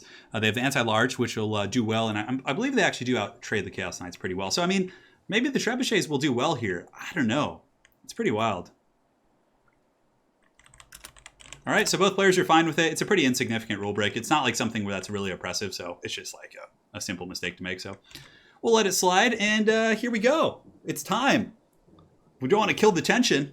I don't know. I didn't see the Grail Knights when I was doing my initial analysis, so I think that Bretonnia certainly has a much better chance now. I thought he just like had some like more infantry, but he actually has 2 Grail Knights in the back. And the Grail Knights, of course, anti-large specialists, can do some work, but the Trebuchets, oh, look at this, guys. And he's coming in with a Grail here and 5 Peasant Mobs protecting it. So suddenly these Peasant Mobs are rocking 53 leadership and they're immune to psychology. Shaggoths, eat your heart out. We'll see how this goes. So up here in the front, you can see the Mounted Yeoman Archer is going to be screaming forward to do some damage. What are the blessings of Bretonnia going to target, though? That's the real question here for this engagement. Mounted Yeoman Archer is going to be shooting in, going after the dreaded Dragon Ogre. It would be really interesting to see this Chaos build win. Or excuse me, the Bretonnia build do well here. The Trebuchets are like more designed to deal with like Chosen, because a lot of times Chaos will come with like a Chosen Halberd box with monsters, and that the Trebuchets actually do counter that build pretty well. But against a build that's like Chaos Tonia, basically, it's kind of the evil mirror of Bretonnia. The Bretonians are going to have to get some really good wins here. Like they're going to have their Grail Knights do super well against the Chaos Knights and whatnot. And as far as Bretonnian's Lord, they actually just have a Lord on foot, I think. Interesting. And they have a Heaven's Caster with all the goodies here. And the Trebuchets, of course, shooting into infantry, trying to get value where they can, I think. Or, no, they're shooting into Chaos Knights. So they're being attacked by artillery, as you can see in the tooltip, but not really paying the troll toll here. So here it comes, going downtown, and the Trebuchets have not paid for themselves yet. So essentially, they're kind of just dead weight at this point. But the thing about Trebuchets, or any artillery piece for that matter, is it can kind of force your opponent to kind of overestimate its value and then commit resources to it. So here comes, this is, talk about a mismatch of the ages. The apocalyptic charge coming in as Chaos Knights and the Swords of Chaos riding into these Bretonnian peasants. Oh, that's going to be a massacre as they just get punted backwards and these knights just charging here. Oh, that sucks for those peasants. But the peasants hold firm. They will not buckle and break to the most elite warriors in the old world. No, they will stand and fight. So it looks like the Dragon Ogre Shaggoth is actually going after the Grail here, and the Chaos Knights are just slamming into these lines. But now is the return of the Bretonnians. The fight back here, as this Grail is continuing to be hammered here. And the Peasants actually holding surprisingly long. But now come the Grail Knights. Oh no, and it looks like a Pendulum's going to be going down as well. Some sort of Witchcraft. Pendulum going into the back, doing some good damage against Grail Knights. There needs to be some healing, and there's no healing for the Grail Knights. I feel like the Bretonnian formation is just getting hammered so hard. Now, Foot Squires are surging in. Foot Squires will trade well against Marauders with their armor and their bonus force infantry, as will the Bretonnian Lord. But now Kolek's coming in. I think he really needs to, pull a Shaggoth away and, get it to be really greedy and come back here. The Peasants are not going to hold for long. Chaos Knights are coming back here to go after the Blessed Field Trebuchet, and, man, that's going to be a tough one. That is going to be a tough one. And you can see here the Dragon Ogre Shaggoth coming after these archers. I just don't see what Bretonnia can do with a build that was so designed to kill Chosen against, a Chaos Tonia build. I mean, Chaos Knights are very, very strong for sure. Grail Knights in a vacuum would win, but they're not alone. They have the Swords of Chaos, they have Dragon Ogre Shaggoth support, and yeah, it's quite scary. So Swords of Chaos reaving into the lines, tearing through the peasants, obviously trying their best. The Trebuchets just idly shooting. I mean, 7 kills here. Nice little comment of Cassandora. Looks like might have hit those Chaos Knights, but I think they might have gotten away before the damage was done. Grail Knights turning around once again and getting good kills and, kind of beating down some of the Chaos Knights, but again, I just don't think it's going to be enough. Now, the front line, we have Foot Squires fighting, we have the Beast Slayers fighting as well. But again, you can see that Chaos is pulling ahead pretty hard on the bounce of power. And, interestingly enough, a lot of the picks that came from the Bretonnian lad here today have been really tough matchups. He's ended up in really, really hard matchups. I feel like Chaos is pretty good here, but I mean, again, there's a multitude of ways Bretonnia can play. Hippogriff Knights are pretty good against Chaos Knights. There's things like that. Nice Pendulum from Taco, brutal stuff, just sundering that formation, tearing apart the Beast Slayers, the Foot Squires, all these troops. And now you can see another mismatch of the ages. We have a Bretonnian generic Lord fighting the Mountain Gods. We literally have Kolek here, and he's just going to be whipping his tail back and forth and potentially doing some huge work here against this Bretonnian Lord. Now the forces of Bretonnia still have a Trebuchet in the back. They have some Yeomen still shooting in. The Chaos Knights, in many fronts are quite beat up. These Chaos Knights here are in sustained combat. That's pretty much the one healthy group. But yeah, they're pretty tattered aside from that, but I just don't know. Of course, we all love a good guy victory here, the good guys coming back as far as Bretonnia goes, but I mean, the Mountain God sings here, and he's hammering this guy. Oh man, just a huge blow right on the dome piece. And the Blessed Field Trebuchet is getting minimal value, so that's 800 times 2, 1,600 gold, basically doing nothing this entire game from the Blessed Field Trebuchet. It's nothing. It contributed nothing to this battle. But again, it's really good against Chosen, so had there been Chosen, which is somewhat common, that would have been a great pick, so it's a bit of a gamble, but alas, it did not pay off. So we have a Damsel here fighting a Dragon Ogre. We have some Foot Squires still getting in there, up to 34 kills. He's went up to 28. The Bretonnian Lord has been crumbled off. We still have the Grail keeping these Beast Slayers fighting, but that's going to be army losses. And guys, the Flying Taco is going to be our qualifier for the third qualifier here of Season 4. So congratulations to Flying Taco. He's going to be joining Falcon and A-Move Hacker as the third qualifier here in the season, preparing for the Grand Finals. Certainly going to be fun. So big congrats to him. A really, really well-played series. He swept through the day, had some really good games, and Chaos Tonia obviously was quite strong against a very missile-heavy build with Blessed Trebuchets and things like that. It was a cool build, and this build would have been great against Chosen. They would have taken a hammering from the Trebuchets. They would have been worked down by the Foot Squires after that, at which point the Grail Knights and the Beast Slayers and the Archers could take out the Shaggoths. But instead, he brought a rush build of his own, which is very unexpected. Swords of Chaos rocking 103 kills, and the Chaos Knights obviously doing a good job. Yeah, really well played. Really, really well played there. Lord on foot, I know. Peabutter did great. He had a good run. That was a good qualifier today, wasn't it? So let's go ahead and update the scoreboard. The Flying Taco will be claiming a 3-1 victory here in the Grand Finals. And now we will add his name to the letter where he can join his his friends here. Actually, I'm pretty sure he plays with both those folks. Flying Taco. Congrats to him. Third qualifier here in Season 4. Going to be putting his name in the hat for the Grand Finals. Really excited to see that. And yeah, that was fun. Army losses means when you lose a certain amount of your army, basically the rest of your army just kind of crumbles and runs. It's just kind of like to keep it from dragging on. 2 kills against Chaos Glorious. Yeah, the Trebuchets were unfortunate, but they were a gambit against the Chosen pick, and the Chosen didn't come, so that was that. By Sigmar, yes. And then we have a donation coming in from Jason, aka Mr. Pig, with $25. I'll give some for the Swords of Chaos, even though Arcan wasn't picked. It's the Herald, right? So it's got to count for something. There's got to be some bread there. Bretonnian suppressed 90% of the populations, whereas Chaos is a meritocracy. Oh my god. Yeah, those Chaos Knights ran those peasants down like hard. So guys, I just want to sincerely thank you all for joining today. That was a blast. I had a really fun time this stream. Just great games, great people playing the tournament. We had some new faces in the finals, some returning faces, and everyone put up a great fight. Thank you to all the mods for helping out. I couldn't do it without you guys. You guys are just absolute anchors upon which this tournament stands. Thank you guys for helping out on the stream. And special thanks to all you folks for the donations as well. From Sofa Muncher, Matthew Giannotti with multiple donations, Bubba's Big Blast, Yagrek with the fat 50 in the beginning, King Agizal doing it with that sweet, sweet Palpatine avatar. And then, of course, we had donations from Jason on, I believe on PayPal, from Jason, from Garland, from Dream of War, Garland again, Cameron. Yeah, it was a wild run. So thank you guys so much. Hopefully I got everyone. Yeah, I think we did. Thank you guys so much. Yeah, it's very generous. All right, lads. So as far as the schedule goes, tomorrow night we're probably going to have a Magic the Gathering stream, trying out the new set. On Monday or Tuesday, there will be a Belagar campaign stream. On Wednesday or Thursday, we're actually going to be Wednesday's Warcraft, and then Thursday or Friday, we'll be having in ECL during the week, actually. So sorry about that. My phone is going wild. So we're going to have an ECL during the week. Sorry, that probably scared you guys. And so it's going to be a little bit smaller, but it's because I'm doing something that weekend. So I just need to kind of do it to it. Hey, Turin, wanted to give some great thanks. Helped you get your 12 miles of cardio, dude. You're going to become that Velociraptor in your picture. Yeah, get some rest, guys. Get some rest. Sorry about the phone. Quite obnoxious. But anyways, guys, that's it for today. Again, big congrats to Flying Taco. Great performance. And congrats to all of our finalists today, if we take a look, of course, and everyone who played. Flying Taco, Peabutter Special, Anticity, as well as Zeus. Awesome stuff. Awesome stuff indeed. All right, guys, that's it for now. Thank you so much. And we will see you guys on the other side. Take care.